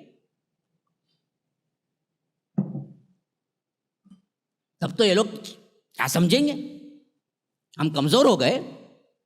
لیکن اللہ کے رسول نے کہا کہ نہیں، ہمیں واپس جانا ہے. واپس مدینہ پہنچے. پہنچ کے چند دن نہیں ہوئے، پورا طائف کا قبیلہ بغیر کسی جنگ کے اللہ کے رسول صلی اللہ علیہ وسلم کے پاس آیا. اور ان میں بہت سے وہ تھے جنہوں نے اس وقت پتھر پھینکے تھے، ان کی اولاد تھے. بغیر کوئی جنگ کے آ کے سرنڈر ہوئے، کہا کہ اللہ کے رسول ہم سب کے سب مل کے اسلام قبول کرتے ہیں، ہم نے جو کیا اس پر پشیمان ہیں، ہمیں معاف کر دیجیے. اللہ کے رسول صلی اللہ علیہ وسلم نے بڑی فراخ دلی سے معاف کر دیا، دعائیں دی. حتیم کی پتہ ہے آپ کو حتیم کسے بولتے ہیں؟ کرکٹ میں پوچھو بولر کون، باؤنس کیا ہوتا ہے، یہ ہمیں معلوم ہے. یہ حتیم کا تو کیا معلوم، صاحب حلیم معلوم، کھا کو ہی ہمیں، حتیم تو ہم کو معلوم نہیں نا. پتہ ہے حتیم کیا ہے؟ جب اللہ کے رسول صلی اللہ علیہ وسلم کے نبوت سے پہلے کعبہ تعمیر ہوا تھا تو کچھ کعبے کی جگہ تھی جس کو چھوڑ دی گئی اس واسطے کہ وہ بندھن کے لیے پیسہ نہیں مل رہا تھا. وہ بعد میں آگے چل کر اس کی نشانی کے لیے ایک دیوار لگا دی گئی جو اصل میں کعبے ہی کی جگہ ہے، لیکن اب کعبے کے اندر نہیں ہے. آپ نے دیکھا ہوگا کہ کعبے کے باہر ایک باؤنڈری وال ہوگی، وہ باؤنڈری وال کے اندر اگر کوئی جا کے نماز پڑھے تو بھی اصل میں وہ کعبۃ اللہ کے اندر نماز پڑھنے کے برابر ہے. اسی واسطے حتیم میں ہمیشہ کیا ہے، فل رہتا ہے، بڑی مشکل سے جگہ ملتی ہے وہاں پر، نمازوں کے وقت میں خالی کرتے ہیں بس. لیکن اس زمانے میں دراصل کیا ہے، یہ دراصل مشرکین کے سرداروں کی بیٹھک کی جگہ تھی. خصوصی باتیں کرنا ہوتی تو کبھی کبھی یہ لوگ حتیم کے اندر بیٹھ جاتے، کوئی سرگوشی کی بات ہو، کوئی راز کی بات ہو، ایسا کوئی معاملہ ہوتا تو بیٹھ جاتے. ایک مرتبہ صفوان بن امیہ، دشمنان اسلام کا نمبر 1، اپنے ایک دوست کے ساتھ بیٹھا ہوا ہے حتیم میں. دوست کا نام ہے عمیر بن وہب. دونوں میں بڑا فرق ہے. فرق کیا ہے؟ یہ مکے کے سرداروں میں کا ایک سردار اور بڑا مالدار، اور عمیر بن وہب مکے کے عام افراد میں سے ایک فرد اور بڑے غریب اور قرضدار، معاشی پریشانیاں. اب صفوان بن امیہ انہیں لے کے حتیم میں بیٹھتا ہے اور کہتا ہے کہ دیکھو میرا ایک کام کر دو، اس کے عوض میں تمہارا اور تمہاری پوری فیملی کا ذمہ اٹھانے کے لیے تیار ہوں. اگر اس کام سے تم واپس آ گئے تو بھی تمہاری تمام زندگی کا جتنا خرچہ اور تمہاری فیملی کا اٹھاؤں گا. اگر اس کام میں تمہاری جان گئی تو بھی پرواہ نہیں کرنا ہے، میں تمہاری فیملی کا ذمہ دار ہوں. اب یہ معاشی پریشان، قرضدار، مقروض، ایسے چانس کو جانے نہیں دیتا انسان. یہی ہو رہا ہے آج بھی. اچھی طرح یاد رکھو، اس واقعے میں ایک بہت بڑی نصیحت ہے. یہ جتنے بھی مسلمانوں کے خلاف دنگے فساد ہو رہے ہیں نا جی، یہ وہ نہیں کر رہا ہے 2% ہے. ہاں، چوٹی رکھنے والا نہیں کرتا، یہ چوٹی رکھنے والا کرواتا ہے ان سے جو ضرورت مند ہوتے ہیں، ان کو پیسہ دے کر. یاد رکھو، اس میں جانیں جو جاتی ہیں وہ غریب کی جاتی ہیں، امیر کی نہیں. یہ تو اپنی جان کو لے کر اتنے حساس ہیں کہ 100 سال نہیں، 1000 سال جینا چاہتے ہیں. لو یعمر 1000 سنہ. ہاں، ان کو دنیا اور جان بہت عزیز ہے. اس کے واسطے کتے آتے، بلیاں آتے، انہیں آنے سے پہلے پورا پروٹیکشن ہوتا، تب انہیں آ کو قدم رکھتا. کون بھی ان کا بڑا جو آتا نا، چائے والا ہو یا اس کے نیچے ہو یا پانی والا ہو، پتہ نہیں ابھی کون کون والے ہیں، وہ تو پتہ نہیں ہے، شاید ہوں گے بہت سے. تو ان کو بڑی کیا ہے، سیکیورٹی ہوتی. ہاں، اب جا کے یہ قدم رکھتے، نہیں تو تھر تھر تھر کانپتے ہیں. یہ قوم کے سامنے اگر یہ اکیلے آ جائیں نا، جس طرح چیل کوے کیا ہیں ٹکڑے کرتے ہیں، ویسے کر دے گی قوم آج بھی. خاص طور پر اب جو ملٹری لا لایا ہے، اس حیثیت سے تو ہم کیا ہیں، ہم سے آگے بڑھ کے ان کے اپنے کھڑے ہوئے ہیں. ملتا نہیں ہے خالی، اور ملے گا بھی نہیں کبھی خالی. نیندیں حرام ہیں. اندر سے بتا رہا 56 انچ کا سینہ، 56 انچ کے سینے میں اندر دل 1 انچ کا بھی نہیں ہے. ہاں، حالات بہت دیگرگو ہو چکے ہیں. اللہ کے پاس دیر ہے، اندھیر نہیں ہے، بہت جلد آنے والا ہے فیصلہ. فرعون بھی بڑا دندنایا ہے، طمطراق اس کا بھی بہت تھا، حتیٰ کہ وہ تو پاگل ہو گیا اپنے نشے میں، اپنے اقتدار کے نشے میں، یہاں تک کہ کہہ بیٹا کہ انا ربکم الاعلی، میں ہی سب سے بڑا رب ہوں تمہارا. اللہ نے اس وقت بھی نہیں پکڑا اس کو. بتاؤ، جب وہ انا ربکم الاعلیٰ وہ کر رہے بنی اسرائیل کے بچوں کو ذبح کرتا، یذبح ابناءہم ویستحیی، خود اللہ کہتا ہے، اللہ خود کہتا ہے بالکل سچ، یذبح ابناءہم، بنی اسرائیل کے بچوں کو وہ ذبح کر دیتا تھا، یقتل نہیں بولا، یذبح بولا ایک جگہ، گویا کہ اس کے قتل کی طرف سنگین ترین اشارہ، فرمایا کہ یذبح ابناءہم ویستحیی نساءہم، عورتوں کو لونڈی بنا لیتا تھا۔ لیکن اس وقت بھی نہیں پکڑا رب نے، وہ زمانہ بھی گزر گیا زمانہ، کیونکہ اسی سال تو حضرت موسیٰ پیدا ہوئے نا جی، اسی واسطے تو ماں نے کیا کیا، صندوق میں اسے رکھ کر کیا ہے دریا میں بہا دیا، اور ان کے بھائی ہارون کے سلسلے میں کوئی بات نہیں آتی ہے کہ انہی صندوق میں رکھ کے دریا میں نہیں بہایا گیا، کیوں؟ تو معلوم ہوا 1 سال قتل کرتا تھا، 1 سال قتل نہ کرتا تھا، جس سال قتل کرنا تھا اس سال حضرت موسیٰ پیدا ہوئے، جس سال قتل کا نہیں تھا اس سال حضرت ہارون پیدا ہوئے، ہارون بھی بڑے ہو گئے، موسیٰ بھی بڑے ہو گئے، پھر شادی ہو گئی، پھر مدین گئے، وہاں سے واپس آئے، تب جا کے آئے کہ نبی بن کے آیا ہوں، تو گویا کہ معلوم ہوا ان ربکم الاعلیٰ، اور یقتل ابناءہم یذبح ابناءہم، جو کچھ کہہ کے اس نے کیا تھا اس پر کئی سال گزر گئے، 20-40 سال گزر گئے، لیکن کیا نہیں کیا، اللہ نے نہیں پکڑا، لیکن جب پکڑنے پہ آیا تو ایسے پکڑا، وہ اللہ کا اقرار کرنے لگا، تب بھی اللہ نے نہیں چھوڑا اس کو۔ ہاں، اس نے کہا کہ اب تو مسلمان ہوتا ہوں، اللہ نے کہا الآن وقد عصیت قبل وکنت من المفسدین، اس سے پہلے تو مفسد تھا، اس سے پہلے تو گنہگار تھا، اس سے پہلے تو کبھی تو اللہ کو نہیں، آج کہہ رہا ہے کہ میں کیا ہے ایمان لاتا ہوں، اب تیرا ایمان قبول نہیں، پھر دریا میں ڈبا دیا، ایسے ڈبایا کہ کہا کہ فَالْيَوْمَ نُنَجِّيكَ بِبَدَنِكَ لِتَكُونَ لِمَنْ خَلْفَكَ آیَةً، ہم تجھے نجات دیں گے لیکن تیری لاش کو نجات دیں گے، اور یہ لاش عبرت کا نشانہ بن کے قیامت تک کے لوگوں کو پیغام دے گی، جو بھی دنیا میں فرعون بننا چاہتا ہے ہم عبرت کی نشانی بناتے ہیں اسی طرح۔ تو ایسے ہی اللہ کے پاس دیر ہے، ہم دیر کو سمجھتے ہیں اللہ بھول گیا، اللہ کے پاس پاور نہیں ہے، نہ اللہ نہ بھولا، وما کان ربک نسیا، میرا رب بھولنے والا نہیں ہے، بلکہ وقت نہیں آیا، ابھی آئے گا نا، پھر دیکھ لیجئے کہ رب العالمین ان ظالموں کا کیا انجام کرتا ہے۔ تو اس واسطے فکر کی ضرورت نہیں ہے، بڑا قریب ہے وہ دور۔ بہرکیف بات ادھر سے ادھر نکل گئی، کہاں سے نکلی تھی بات دیکھیں گے، کھانے میں لگے ہوئے ہیں، نہیں سننے میں بھی لگے ہوئے ہیں، یہ بھی عجیب مسئلہ ہے میرے ساتھ، ٹریجڈی، بولتا میں ہوں کھاتے آپ ہیں۔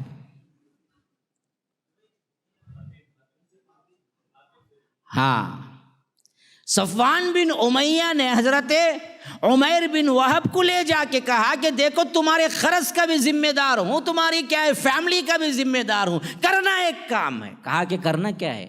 کرنا یہ ہے کہ کسی بھی طرح مدینہ پہنچو اور تلوار کو زہر میں بجھا کے رکھو، اور جیسے ہی موقع ملے محمد الرسول اللہ کو نعوذ باللہ قتل کر دینا، پھر بچ کے آنے کی پوری کوشش کرنا، بچ کے آؤ نہ آؤ لیکن تمہاری فیملی اور تمہارے قرض کا میں ذمہ دار ہوں پوری زندگی۔ آفر، بڑا آفر، جیسے یہاں پر دیتے ہیں ان گنڈوں کو، فساد مچانا اور فسادیوں میں تمہارا نام بھی آ جائے، جیل میں بھی چلے جانا کوئی مسئلہ نہیں، لیکن پیچھے سے ہم تم کو بیل میں بھی نکال لیں گے، اور اس کے بعد تمہارے لیے جو کچھ بھی ہے وہ سب کچھ ہم تمہیں پرووائڈ بھی کریں گے۔ یاد رکھو یہ دنگے فساد جو بھی ہے نا، یہ دراصل کروائے جاتے ہیں، کرتے نہیں ہیں، ورنہ تو یہ دلت قوم، یہ دوسری قومیں جو ہیں نا، ان کو پتہ ہی نہیں ہے دشمنی کیا ہے۔ یہ عجیب ٹریجڈی ہے ہندوستان کی، بڑی بدترین سیاست ہے، ورنہ تو دیکھا جائے تو اصل ہندو قوم ہے ہی نہیں 1-2% کے علاوہ، انہوں نے بحیثیت مجموعی بنا دیا سب کو، ورنہ تو اس میں ہزاروں، لنگایت کی ایک بہت بڑی قوم ہے، دلت ایک بہت بڑی قوم ہے۔ دلتوں نے کب کہا کہ ہم ہندو قوم ہیں؟ ان کو بھی سازش بنا دیا گیا کہ تم بھی ہمارے ہی اندر آتے ہو، ورنہ تو ان کے الگ۔ اب دراصل ہوش آ رہا ہے ان کو کہ ہم ہی دراصل کیا ہے، ہماری گردنوں پر چھری رکھ کے ان کا فائدہ ہوا، ورنہ تو یاد رکھیے یہ لوگ جو ہیں نا، جو سمجھتے ہیں کہ ہندو راشٹر بنانا ہے، وہ تو صرف اور صرف 1.5 بھی نہیں ہے، 1.5% بھی نہیں ہے۔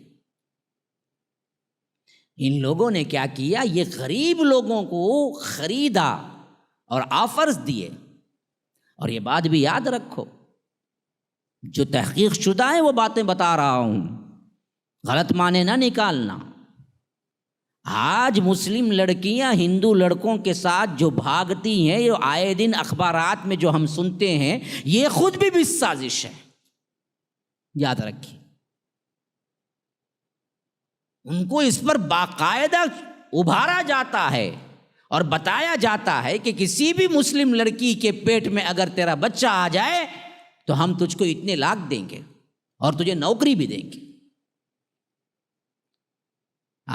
یہ ہماری بھولی بالی مسلم بچیاں، نہ جن کو دین معلوم نہ دنیا معلوم، اس کی صورت اس کی صورت دیکھے تو کوے کو بھی طوطے کو دیکھے جیسا رہتا، اس کے پیچھے ہی نہیں بھاگتی۔ بڑا ترس آتا ہے دیکھتے ہو، اس کو کیا پڑی کہ ایسے غنڈا چہرہ دیکھتے ہی نفرت کرتا ہے دل، ان کے پیچھے بھاگ رہی ہو۔ ہماری مسلم بچیاں برباد ہو گئی۔ اصل میں ماں باپ نے انہیں ان کی اہمیت نہیں دلایا، انہیں بتایا نہیں وہ کون ہیں۔ وہ تو وہ ہیں جو اللہ کے لیے جئیں تو پھر فاطمہ بن جائیں۔ تمہاری عزتوں کو تو اسلام نے اتنا اونچا رکھا کہ کعبے کے پردے سے زیادہ تمہاری عزتیں ہیں، لیکن ہماری نوجوان بچیاں کیا ہے، ان سب کو بھول کے جی رہی ہیں۔ تو یہ سب کچھ جو ہوتا ہے نا جی، یہ کروایا جاتا ہے۔ جیسے یہاں صفوان بن امیہ نے حضرت عمیر سے کہا تھا کہ یہ کام کر دو۔ اچھا اب سنو بات کو، یہ بات سن کر راضی ہو گئے وہ، اور طے متعینہ دن ہو گیا اور راز ہو گئی۔ 2-3 مرتبہ صفوان نے کہہ دیا کہ دیکھو جی یہ تیرے اور میرے کے درمیان ہے، حتیٰ کہ مکے کے قریش کے سرداروں کو بھی پتہ نہیں ہے میں یہ سازش کر رہا ہوں، اور میں نہیں بتاؤں گا جب تک کہ وہاں سے خبر نہیں آئے گی کہ تو نے اپنا کام انجام دے دیا ہے۔ وَمَكَرُوا وَمَكَرَ اللَّهُ، یہاں پر ایک مکر چل رہا تھا، رب کو کچھ اور ہی منظور تھا۔ اب حضرت عمیر واقعتاً اس کے کہنے میں آ گئے اور اٹھا لیا تلوار، اور کئی دنوں میں کیا ہے، تلوار کو زہر میں بھجایا، اچھی طرح لگا لیا، پھر وہاں سے تلوار کو چھپا لیا اور وہاں سے نکل کے سیدھے مدینے کا سفر، اور مدینے میں اترے۔ وہ دیکھیے مدینے میں جیسے ہی اترے، سب سے پہلی نظر جو پڑی حضرت عمر کی پڑی حضرت عمیر پر، اور معلوم تھا یہ پکا دشمن خدا ہے۔ اس وقت انہوں نے پہلے ہی پکڑ لیا اس کا گریبان اور کہا کہ وہ دشمن خدا مدینے میں، بتا کس نیت سے آیا ہے؟ کہا کہ نہیں کوئی نیت نہیں ہے، بس وہ بدر میں دراصل کیا ہو گیا تھا، ان کا بیٹا قیدی بن گیا تھا، میں اسے کو چھڑانے آیا ہوں، اس کے علاوہ کوئی اور نہیں، اللہ کے رسول سے ملنے آیا ہوں۔ کہا کہ نا نا نا تو جھوٹ بولتا ہے، تو آیا ہے مدینہ نکل کے تو کچھ نہ کچھ سازش کر کے آیا ہوگا۔ کہا کہ کچھ نہیں جی، ابھی بات چیت ہو رہی تھی، اللہ کے رسول صلی اللہ علیہ وسلم کے کان میں ہی پڑ گیا۔ اللہ کے رسول نے کہا کہ معاملہ کیا ہے؟ کہا کہ اللہ کے رسول یہ دشمن خدا آیا ہے مدینہ اور کہہ رہا ہے کہ کوئی اور بات نہیں سوائے اپنے بیٹے کے سلسلے میں بات کرنے آیا ہے۔ اللہ کے رسول صلی اللہ علیہ وسلم کو وحی کے ذریعے اطلاع مل چکی تھی۔ اللہ کے رسول نے کہا کہ عمیر کو بھیج دو اندر۔ کہا کہ اللہ کے رسول میں بھی آؤں ساتھ؟ کہا کہ نا، کہا کہ اس کی نیت بری ہے، کہا کہ تم بھیج دو کوئی مسئلہ نہیں۔ اندر جب آیا اللہ کے رسول صلی اللہ علیہ وسلم نے کہا کہ اچھا بیٹے کے سلسلے میں بات کرنے آئے ہو؟ کہا کہ ہاں، اس کے علاوہ کوئی اور نیت نہیں ہے۔ اسی وقت وہ سلام کے اعتبار سے کہتا انعموا صباحا، جو جاہلیت کا سلام ہوتا ہے، گڈ مارننگ، اللہ کے رسول اس وقت کہتے ہیں کہ اس سلام سے بہت بہتر سلام اللہ نے ہم کو دے دیا، ہم السلام علیکم کہتے ہیں کہ ہمیشہ سلامتی ہو۔ گڈ مارننگ کیا ہے؟ صبح اچھے رہو، دوپہر کو مر جاؤ۔ اب انہیں دوپہر ہو گیا تو پھر سوچنا ٹائم کیا، اب اچھا دوپہر، گڈ آفٹر نون کہتے ہیں۔ اچھا گڈ آفٹر نون کب تک چلیں گا جی؟ 7 تک چلیں گا، 6 تک چلیں گا، 4 تک چلیں گا؟ 4 بجے گیا تو کیا بولیں گا انہیں؟ 7 بجے گیا تو کیا بولیں گا؟ ہاں، گڈ ایوننگ کہتے ہیں۔ اب وہ ایوننگ کا کتنا حصہ وہ الگ بیٹھ کو دیکھنا، کون سے ٹائم سے کون سے ٹائم ایوننگ بولتے۔ اب انہیں گیا تو سوچنا ملنے کے واسطے ایوننگ کب بولنا ہمیں، وہ بھی شام تک اچھے رہو، پھر بعد میں کیا ہو، کیا تبھی ہو کو مرو، شام کے واسطے اچھے رہو تم۔ ہاں، پھر آخری میں گڈ نائٹ، رات شب بخیر، ہوں سوتے سوتے مر جاؤ بلا پاک، صبح کو اٹھوت نہ کو۔ ہمارا سلام دیکھو، ہر وقت سلامتی رہو، کوئی ٹائم لائن ہی نہیں ہے، سلام سلام ہے، ہمیشہ سلام۔ گھر میں میت ہو گئی، ہاں گھر میں میت، باوا گزر گئے، ابھی نے بولنے فون کرا، السلام علیکم، وعلیکم السلام، کیسے بھائی؟ الحمدللہ۔ ہاں، کیا آئکا جی پوچھتے ہیں کیسے ہیں، باوا مر گئے جی، بولتا نہیں، بولتا الحمدللہ بول کے بعد میں بولتا ابا کا انتقال ہوگا۔ کیا ہے دیکھیں تہذیب اسلام اسی کو، تمہیں اس کی کیا ہے، وہ بولتے ہیں نا گدے کو زعفران کی قدر کیا، ویسا اس تہذیب کی قدر ہم کو پتہ کیا ہے، کیسے بھی رہو کہتا سلام، سلامتی ہو تم پر۔ تو اللہ کے رسول صلی اللہ علیہ وسلم نے یہی کہا کہ سلام اللہ نے دیا ہے، میں کیوں یہ سلام کروں جو جاہلیت کا ہے۔ وہ شرمندہ ہو کے بیٹھ جاتے ہیں۔ پھر اس کے بعد کہتے ہیں اچھا بیٹے کے سلسلے میں آئے ہو؟ کہتے ہیں کہ ہاں اللہ کے رسول بیٹے کے سلسلے میں آئے، اور ایسے نظروں سے دیکھ رہا تھا کہ کوئی موقع ملے تو تلوار نکال لوں۔ اب اللہ کے رسول نے مسکراتے ہوئے صلی اللہ علیہ وسلم نے کہا کہ اچھا جب بات کرنے کی نیت سے ہی آئے ہو تو پھر یہ تلوار گلے میں کیوں حائل کی ہوئی؟ تلوار کا کیا کام ہے اس میں؟ اب پریشان ہو جاتا ہے بندہ، جب برابر پوائنٹ پر لگتی ہے نا جی بات، وہاں بندہ پریشان ہو جاتا ہے۔ اب انہوں نے کہا کہ پھر بدر میں یہ تلواریں کیا کام آئی اللہ کے رسول جو آ جائیں؟ بدر میں تو ہار گئے تھے یہ لوگ۔ تو انہوں نے بہانہ بنا دیا، کہا کہ یہ تلوار تو تلوار کیا، یہ تو یہ ایک تلوار ہے میری، وہاں پر پورے مشرکین کی تلواریں آپ کا کچھ نہیں بگاڑ سکی، تو یہ میری تلوار کیا بگاڑے گی؟ اب جب پورا جھوٹ سے کام لیا تو اللہ کے رسول نے گریباں کو پکڑا، بڑے پیار سے اپنی طرف قریب کیا اور کہا کہ عمیر جھوٹ نہ بولو، سچ سچ بتاؤ، کیا تم نے اور صفوان نے حتیم کے اندر بیٹھ کر میرے قتل کی سازش نہیں کی؟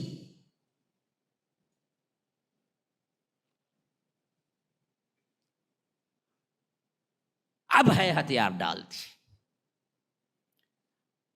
اب کہا کہ ہاں اللہ کے رسول میں آج کہتا ہوں، اب تک یقین کرنے میں مانے تھا تو وہ مسئلہ آپ کا اور آپ کے اللہ کا تھا کہ وہی آتی ہے یا نہیں آتی ہے، لیکن آج میں خود اس کا شاہد ہوں کہ اللہ کی قسم حتیم میں میں اور صفوان کے علاوہ کوئی نہیں تھا، اس بات کو کوئی نہیں جانتا کہ ہمارے درمیان کیا بات ہوئی ہے، اور آج اتنے میل دور میں آیا ہوں اور آپ مجھے بتا رہے ہیں کہ حتیم میں میرے اور صفوان کے درمیان کیا بات ہوئی، تو ہم یقین کرنے پر مجبور ہیں کہ واقعی اللہ کا پیغام آپ کے پاس آتا ہے، اشہد انک محمد رسول اللہ، اسلام قبول کر لیا۔ اللہ کے رسول صلی اللہ علیہ وسلم نے کوئی نکیر نہیں کی، کوئی ملامت نہیں کی۔ ہم ہوتے تو کہتے ارے جب پکڑے گئے، جب تمہارا جرم ثابت ہو گیا اب قبول کر لیا نا جی، پکڑو اس کو جیل میں ڈالو۔ کہتے نا بھائی جرم ثابت ہونے کے بعد مان لے تو وہ ماننا تھوڑی ہے، کیونکہ اللہ کے رسول صلی اللہ علیہ وسلم کی حکومت ہے، مدینہ منورہ ہے، صحابہ ساتھ میں موجود ہیں، اور اللہ کے رسول کو معلوم ہو گیا، جرم کا اس بات ہو گیا، مان لیا کہ ہاں قتل کی سازش میں نے کی۔ جب اللہ کے رسول صلی اللہ علیہ وسلم کہنے پر مان لیا، پھر اس کی قبول کرنا نہ قبول کرنا کیا بات ہے؟ اگر نہ قبول کرے گا بھی تو کیا ہے، جیل میں جانا پڑے گا، مار کھانی پڑے گی۔ اللہ کے رسول چاہے تو کہہ سکتے تھے کہ عمر لے جاؤ، اب تو اس کا جرم ثابت ہو گیا، قتل کر دو اس کو، نہ، الٹا اللہ کے رسول صلی اللہ علیہ وسلم نے صحابہ کو بلا کے کہا کہ عمیر کو اچھا مہمان نوازی کے ساتھ رکھنا اور انہیں اسلام کی باتیں سکھانا۔ چند دن نہیں گزرے، ادھر صفوان کہتا پھرتا تھا کہ ایک بہت بڑی نیوز، خوشخبری تم سب کو آنے والی ہے جو بدر کا غم بھلا دے گی۔ اور اس سے پوچھتے کیا ہے تو وہ کہتا کہ نہ ابھی نہیں کہنے والا، میں ابھی نہیں کہنے والا، بہت جلد تم کو آئے گی، میں بتاؤں گا، تب تمہیں بدر کا جو غم ہے وہ تم بھول جاؤ گے۔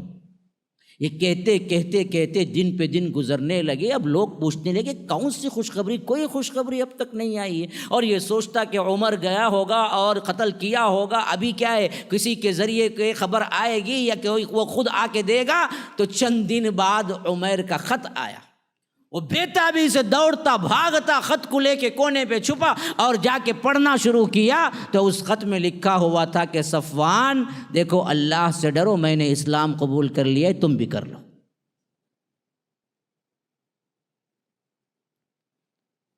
اور اگر تم کیا ہے دشمنی میرے ساتھ کرنا چاہتے ہو یا میرے فیملی کے ساتھ کرنا چاہتے ہو تو دل کھول کے کرو، کیونکہ مجھے امید ہے کہ میرا اللہ مجھے بچائے گا اور میری فیملی کو بچائے گا۔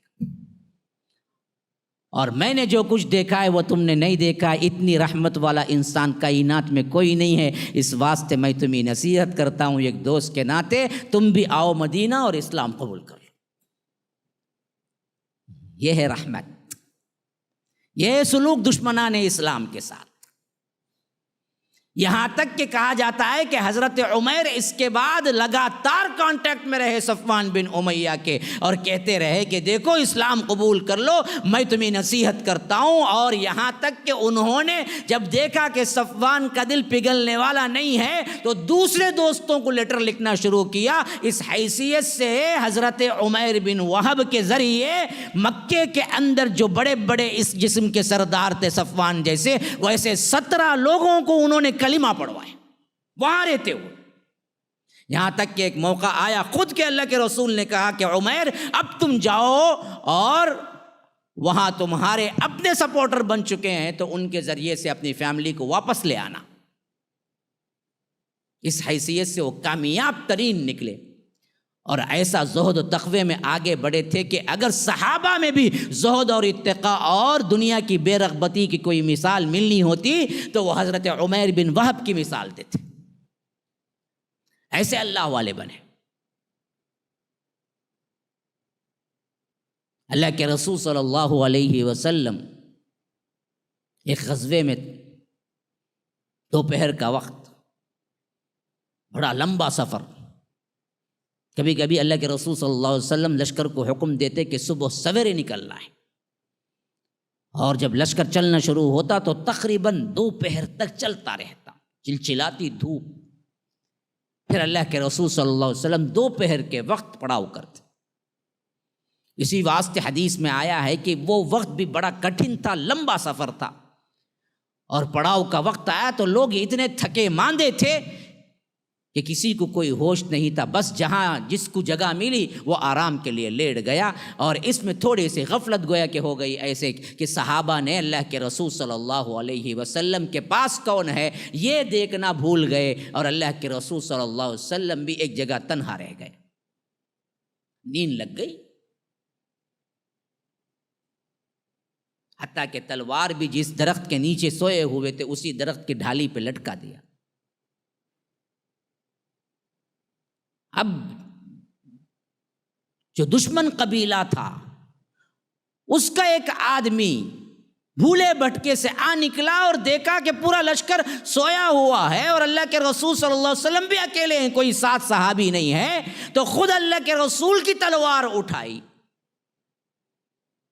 اور چیخ کے کہا کہ بتاؤ اب مجھ سے تمہیں کون بچائے گا؟ تو اللہ کے رسول کی آنکھ کھل گئی، دیکھا تو سامنے ہاتھ ملا، تلوار اٹھائے کھڑا ہوا ہے دشمن،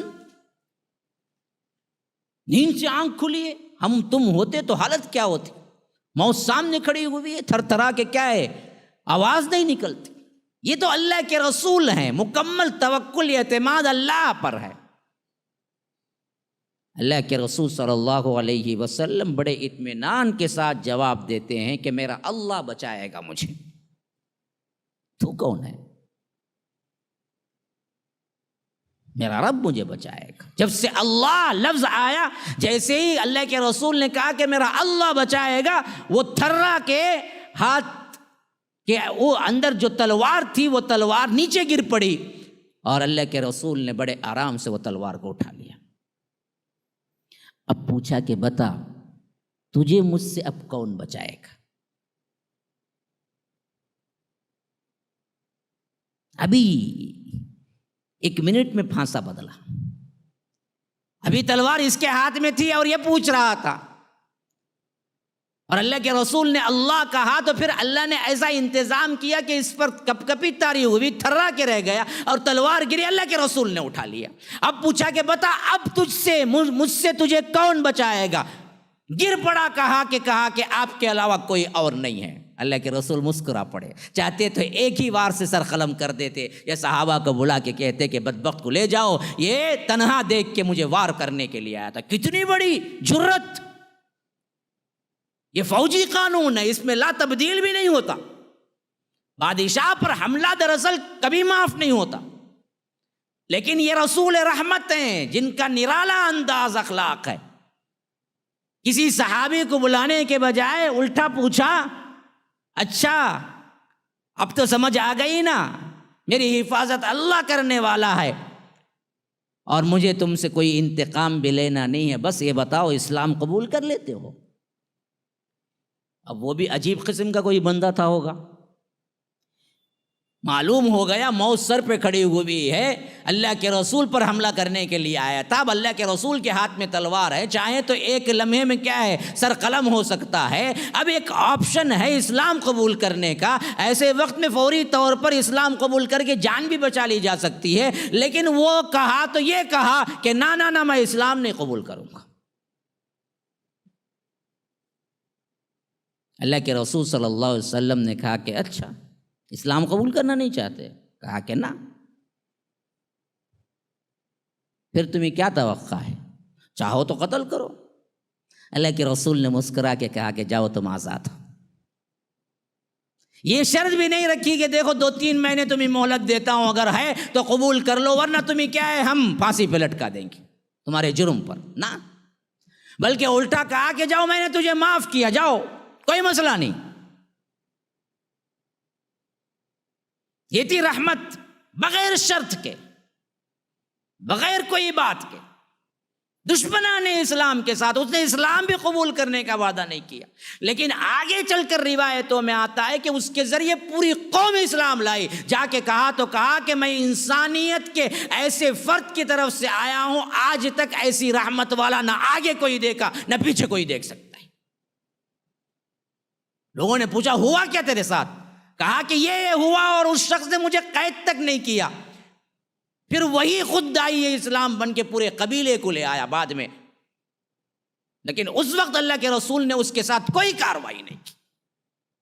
یہی حال سمامہ کا ہے جو میں پہلے ہی بیان کر چکا ہوں۔ سمامہ بن اسال اپنے قبیلے کا سردار اور اس وقت کے ملٹی ملینرز میں سے ایک، کیونکہ سرداری حکومت الگ ہوتی ہے نا جی، اور دنیا کا پیسے والا کون ہے یہ الگ ہوتا ہے نا۔ آج بھی کیا ہے، 10 پیسے والوں میں سے ایک، 5 پیسے والوں میں سے ایک کون ہے؟ وہ حکومت کا بھی کوئی نمائندہ ہو یا حکومت کا بھی کوئی کیا وزیر اعظم ہو، یہ ہونا شرط نہیں، پیسہ زیادہ ہے۔ اب ٹاٹا کے پاس پیسہ زیادہ ہے، حکومت تھوڑی ہے، لیکن یہ بندہ وہ تھا جو اس وقت کے لحاظ سے قوم کا سردار بھی تھا، اور پیسے کے اعتبار سے بڑے پیسے والوں میں سے ایک تھا، اور دشمنی کے اعتبار سے ہمیشہ اللہ کے رسول صلی اللہ علیہ وسلم کو قتل کرنے کے ارادے سے کئی مرتبہ کوششیں کر چکا تھا۔ یہاں تک کہ صحابہ نے گرفتار کیا تو اس وقت پتہ بھی نہیں تھا صحابہ کو یہ سمامہ ہے، کیونکہ وہ ظاہر بھی نہیں کیے۔ لیکن جب اللہ کے رسول صلی اللہ علیہ وسلم کے پاس آئے تو اللہ کے رسول صلی اللہ علیہ وسلم نے پہچان لیا۔ صحابہ نے کہا کہ اللہ کے رسول یہ تو سمامہ سردار ہے جو آپ کے خلاف ہمیشہ سازشیں کرتا ہے۔ تو اللہ کے رسول مسجد نبوی میں ایک ستون تھا، کہا کہ یہاں ان کو باندھ دو، بس 3 دن باندھے۔ فجر کی نماز میں کوئی نماز ایسی ہوتی جو دن میں جب گزرتے تو خیریت دریافت کرتے، اور کہا کہ سمامہ کو اس کے لحاظ کے برابر سلوک کرنا، کھانا دینا، اور کوئی دعوت نہیں اسلام کی۔ 3 دن قیدی بن کے کیا ہے وہ رہے، اور اللہ کے رسول صلی اللہ علیہ وسلم گزرتے تو کہتے سمامہ کیا حال ہے؟ سمامہ کہتے بہتر، کیا چاہتے ہو؟ سمامہ کہتے ہیں اللہ کے رسول اگر آپ مجھے چھوڑ دیں پیسے کے عوض یا فدیے کے عوض تو آپ جتنا سونا چاہیں میں ڈھیر کر دوں گا، اگر آپ مجھے قتل کریں گے تو بالکل انصاف پہ قتل کریں گے، کیونکہ میں ہوں برابر قتل کا مستحق، کیونکہ میں آپ کے قتل کے لیے سر دھڑ کی بازی لگا رہا تھا۔ یہ 3 باتیں ہوتے آگے بڑھ جاتے۔ 3ویں دن آئے اللہ کے رسول صلی اللہ علیہ وسلم نے کہا کہ سمامہ کیا حال ہے؟ کہا کہ وہی، کہا کہ سمامہ کیا چاہتے ہو؟ کہا کہ اگر آپ مجھے قتل کریں گے تو حق پہ کریں گے، لیکن آپ مجھے چھوڑ دیں گے تو آپ جو مانگے میں دینے کے لیے تیار ہوں۔ اللہ کے رسول صلی اللہ علیہ وسلم صحابہ سے پلٹ کے کہتے ہیں سمامہ کو کھول کے چھوڑ دو، نہ مجھے پیسے کی ضرورت ہے نہ کوئی شرط کی ضرورت ہے، اور کہا کہ سمامہ تم آزاد ہو جاؤ۔ وہ حیرت کا پتلا بنے دیکھ رہے تھے، یہ کیا واقعہ میں پیش کر رہا ہوں کہ میری رہائی کے عوض آپ کو میں سونے سے ڈھیر کر دوں، اور آپ کہہ رہے ہیں کہ مجھے تمہارے سونے سے بھی کوئی لینا دینا نہیں ہے، تمہارے دنیا سے بھی کوئی لینا دینا نہیں ہے، نہ تم کو کہیں مجھے قتل کرنے کا ارادہ ہے، تم آزاد ہو جاؤ۔ تو ان کو کچھ دیر کے لیے یقین نہیں آیا کہ واقعی میں آزاد ہو گیا۔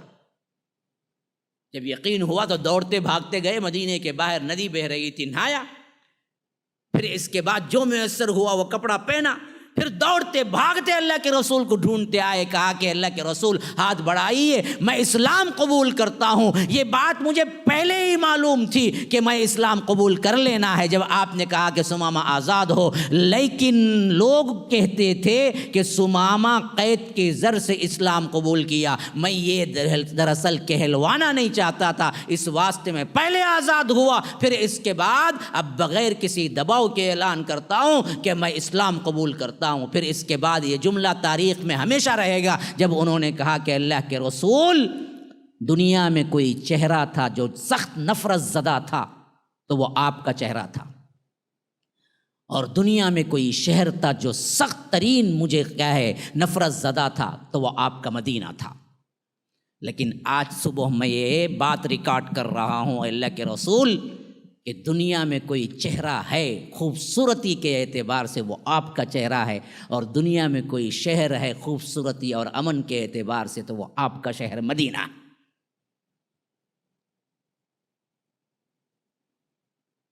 جس چیز نے پلٹایا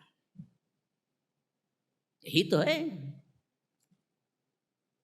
یہی معافی تو ہے۔ دشمن کوئی کارروائی نہیں، جس چہرے کی خوبصورتی پر انہوں نے کہا کہ دنیا کے اندر اس سے خوبصورت ترین چہرہ نہیں ہے، یہ حقیقت ہے جو کہا ہے۔ حسان بن ثابت نے دیکھ کے جب کہا اللہ کے رسول صلی اللہ علیہ وسلم کی نعت پڑھی تو انہوں نے بھی یہی کہا، وَأَحْسَنَ مِنْكَ لَمْ تَرَ قَطُّ عَيْنِي وَأَجْمَلَ مِنْكَ لَمْ تَلِدِ النِّسَاءُ خُلِقْتَ مُبَرَّأً مِنْ كُلِّ عَيْبٍ كَأَنَّكَ قَدْ خُلِقْتَ كَمَا تَشَاءُ۔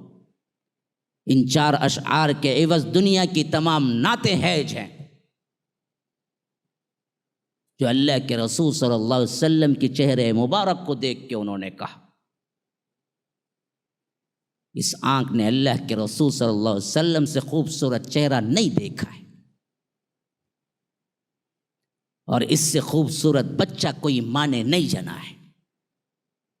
خلقت مبرعا من کل عیب، ہر عیب سے پاک اللہ نے آپ کو بنایا، گویا کہ ایسا بنایا جیسے آپ نے چاہا۔ کأنک قد خلقت کما تشاء۔ یہ محمد ہیں صلی اللہ علیہ وسلم، ان سے پیار کیوں نہیں کرتے؟ میرا سوال یہی ہے، ان سے محبت کیوں نہیں کرتے؟ ان سے پیار و محبت ہوتی تو یہ حال نہ ہوتا تمہارا۔ دعوے نہیں، حقیقت میں کیوں نہیں کرتے؟ کیوں نہیں تلاش کر کر کے سیرت پڑھتے؟ مسلمانوں پڑھو، سیکھو، جاننے سے ہی تو پیار ہوتا ہے نا جی. آپ جتنا جانیں گے اتنا ہی پیار کریں گے. جس شخصیت کے بارے میں کچھ جانتے ہی نہ ہو تو پیار ہوگا کیسے پھر؟ پیار میں سب سے اہم ترین چیز جانکاری ہے. ہاں، سب سے پہلے انہیں لولان ہوتا نا لہو میں. ہاں، ڈیٹ آف برتھ ہوتے ہی نیو ایئر، وہ کیا بولتے، برتھ ڈے، فلاں کیک، انہیں پوچھتی کیسا معلوم تم نا؟ ہمیں سب نکال لیتے جی. نہیں نکالتا کرتے کہاں سے کہ بیٹھ کو جان لیتا کر. لیکن بنیاد تو جانکاری ہوئی نا.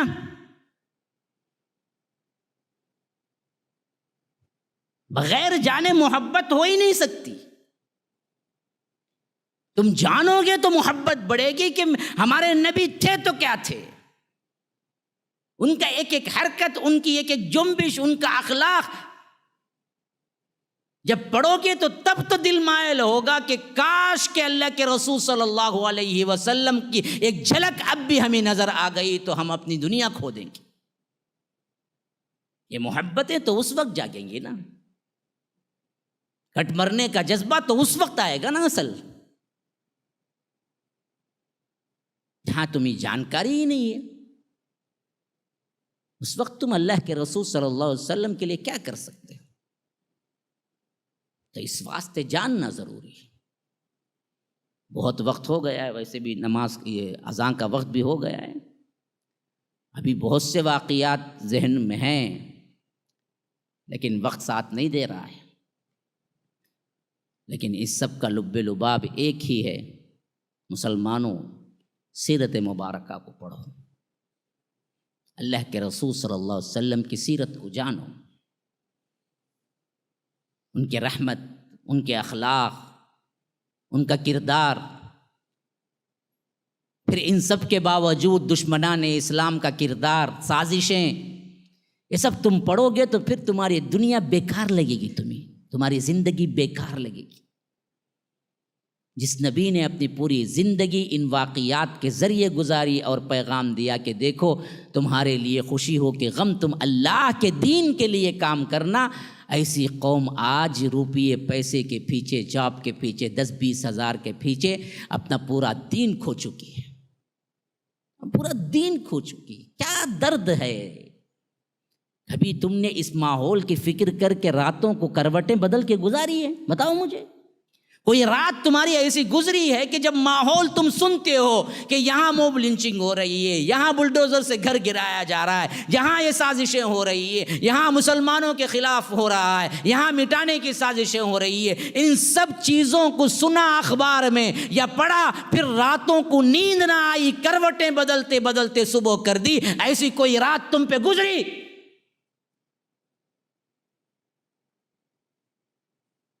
ایسے آرام سے پھر کیسے رہ سکتے ہو تم؟ گویا کہ کچھ ہوا ہی نہیں. وہی بزنس، وہی کھانا پینا، وہی شادی بیاہ، وہی رسم و رواج، وہی فیشن، خواتین کے وہی اللے تللے. دیکھو کوئی تبدیلی ہے؟ کیوں نہیں احساس لیتے؟ اگر امت محمدیہ واقعی بننا چاہتے ہو تو احساس ہونا چاہیے. بغیر احساس کے تو پتھر ہوتا ہے، پتھر. اور پتھروں میں بھی کبھی کبھی احساس پیدا ہو جاتا ہے، اللہ کا ڈر پیدا ہو جاتا ہے. لیکن ہمارے دل تو اس سے بھی گئے گزرے ہو گئے. حالات بڑے سنگین ہیں مسلمانوں. یہ مت سمجھو کہ کیا ہے، یہ صرف افواہیں ہیں. بعض لوگ ابھی بھی کیا ہیں، شتر مرغ کی طرح، جیسے وہ شکاری آتا ہے تو اس کو دیکھ کے شتر مرغ کیا کرتا ہے پتہ ہے؟ زمین میں اپنے سر کو دے دیتا ہے. لیکن وہ بھول جاتا ہے کہ اپنے سر کو چھپایا تو تیرے سر سے زیادہ تیرا دھڑ ہے بڑا، جو شکاری کو نظر آ رہا ہے. یہی حال ہمارا ہے کہ اتنا سب کچھ ہونے کے باوجود بھی لوگ بڑے آسانی کے ساتھ یہ کہہ کے گزر جاتے ہیں کہ بھائی کیا ہوا، بھائی غلط کیا ہوا، سب برابر ہی چاہیے. ایک کا دکا جگہ بھائی وہ وہاں مسلمانہ بھی ویسے چھیں. کل ایک شخص سے بات ہو رہی تھی، میں نے کہا کہ کرناٹک میں اذان فجر کی بالکل بند کر دی گئی، کیونکہ ہے ابھی بیدر گیا تھا میں. وہ شخص کہتے ہوئے رو پڑا کہ مولوی صاحب رمضان سے اب تک اذان نہیں ہوئی ہے، مائک میں دے نہیں سکتے ہم، کیونکہ 6 تک وہاں پر کیا قانون ہے۔ میں حیران رہ گیا اس کے جواب پہ، کل جب حیران رہ گیا میں۔ ایسے بھی مسلمان بڑے آرام سے، انہوں نے جھٹ سے کہا کہ کیا غلط ہوا؟ اللہ کے رسول کے زمانے سے مائک آنے تک کیا مائک میں ہوتی تھی اذان نے؟ کیا سوال ساجی تمہیں، کیسے کیسے دل کو دلاسا دیکھا۔ بغیر مائک کتنا بھائی ہوتی تھی، خود اٹھ کو آتا تھا مسلمان، اب بھی اٹھ کو آنا، اذان کی کیا ضرورت اسے سنانا بول کو، اب بھی بڑے خاموش، کیا غلط ہوا؟ سب جگہ کی اذان، سب کو کیا ہے ٹینشن، آرام سے سونے والا سون دے، آنے والا آن دے، کیا ہے اس میں؟ اللہ کے رسول کے زور میں مائک تھا کہ بولا تمہیں الگ سے آؤ، تم نے 1 گھنٹہ الگ لینا ہے، وہ اب محفل ہے نہیں بول سکتا تم نے، کیا بھی بولا میں، کیونکہ وہ محفل میں آئے تھے وہ نہیں۔ سوچ کو میں حیران ہوں یار، اب بھی کہہ رہے کچھ ہوا نہیں۔ ارے بھائی موب لنچنگ میں ہمارا ہو کیا غلطی کرے وہاں کے مسلمان ہیں، ویسے اچھی مولوی صاحب ویسے کرنا پڑتا ان لوگوں کو، کہیں کھانا نہ وہ کھاؤ تو چھوڑ ڈالنا، بڑا گوشت کھا کو جینا کیا ہمیں؟ ارے واہ، اسے بھی ہے جواب تمہارے پاس۔ کل کے دن نام بھی تبدیل کر لے، شنموگم رکھ لیں گے، اور اس کے بعد دیول کو مندر کو تو وہاں بھی آ جائیں گے، ارے وہاں جاتے سو کیا جی، یہاں بھی جاتے وہاں کیا ہے، کچھ بھی نہیں، یہاں بھی کیا ہے، کچھ بھی نہیں، 2 جگہ بھی جا کو آ جائیں گے، کیا ہے۔ میں نے خود دیکھا ہے بنگلور میں کئی عورتیں، خواتین باقاعدہ برقع پہن کے مندر کے سامنے جمعہ کے دن کھڑے ہوئے ہوتے ہیں، ایک خاص مندر ہے وہاں پر خواتین مسلمان برقعے کے ساتھ آتے۔ حالات بہت دیگر گو ہیں میرے بھائی، اب متنجن بھی ڈبل بریڈ کا میٹھا کھانے کے دن نہیں ہے میرے بھائی، اللہ کے لیے احساس کرو۔ ابھی بھی پلٹے نہیں بنے نہیں تو یاد رکھو پھر تو کیا ہے، بہت جلد اسپین بنتے دیر نہیں لگے گی ہندوستان کو۔ اللہ حفاظت کرے، اللہ حفاظت کرے۔ هذا وبالله التوفيق صلى الله وسلم على نبينا محمد۔ أسأل الله لي ولكم ولسائر المسلمين من كل ذنب فاستغفروه إنه هو الغفور الرحيم۔ الحمدللہ حفظ قرآن کا جو میں نے اعلان کیا تھا وہ جاری و ساری ہے، فل ٹائم کے لیے بھی اور بورڈنگ لاجنگ کے ساتھ پورے انڈیا سے بھی آ سکتے ہیں۔ اللہ تبارک و تعالی جو کام ہم نے شروع کیا ہے، دعا ہے کہ اللہ اسے پائے تکمیل تک پہنچائے، آپ لوگوں کے دلوں میں قرآن کی عظمت کو ڈالے، اور اللہ تبارک و تعالی اس مسجد کے ذریعے سے یہاں آنے والے طلباء کو دین و دنیا کی ہر کامیابی عطا کرے۔ اس بات کو جہاں تک ہو سکے پھیلائیے، انشاءاللہ العزیز عید کے دن تک فارم دیے جائیں گے، تو آپ لوگوں میں جو حضرات فل ٹائم کے لیے داخلہ چاہتے ہیں یا قیام طعام کے ساتھ آپ کے کوئی دور دراز رشتہ دار ہیں ان تک بھی پہنچائیے، کیونکہ گزشتہ ہفتہ میں نے اعلان کیا تھا باقاعدہ کہ جو بورڈنگ لاجنگ کا ہے وہ مسئلہ ہم نے ڈیسائیڈ نہیں کیا، صرف یہاں پر فل ٹائم کے لیے جو 8 سے لے کر 7 تک آئیں گے ان کے لیے، لیکن بعد میں جب کالس آئے تو ہمیں اندازہ ہوا کہ فل ٹائم کے ساتھ ساتھ بورڈنگ لاجنگ کا رہ کر پڑھنے کا مدرسہ بھی کھولنا ضروری ہے، تو ہم نے یہ طے کیا ہے کہ انشاءاللہ یہاں پر وہ سلسلہ بھی جاری ہوگا، تو دور دراز کے کوئی بھی دوسرے اسٹیٹس کے لوگ اور آ سکتے ہیں، یہاں پر جمانا چاہتے ہیں داخلہ، ان کے لیے داخلہ کھلا ہوا ہے، تو آپ لوگ اس بات کو پھیلائیں، اور یہاں پر لانے سے فائدہ یہ ہے کہ حفظ قرآن کے ساتھ ساتھ اکیڈمک ان کو دیے جائیں گے، اللہ تبارک و تعالیٰ کے فضل و کرم سے یہاں پڑھنے والا بچہ دین و دنیا دونوں کے قابل بنے گا، اور آپ لوگ اس میں سپورٹ کریں، آگے بڑھیں اور دوسروں تک بھی یہ پیغام پہنچائیں۔ فجزاکم اللہ احسن الجزا، سبحانک اللہم و بحمدک، اشہد ان لا الہ الا انت، استغفرک و اتوب الیک، والسلام علیکم ورحمۃ اللہ وبرکاتہ۔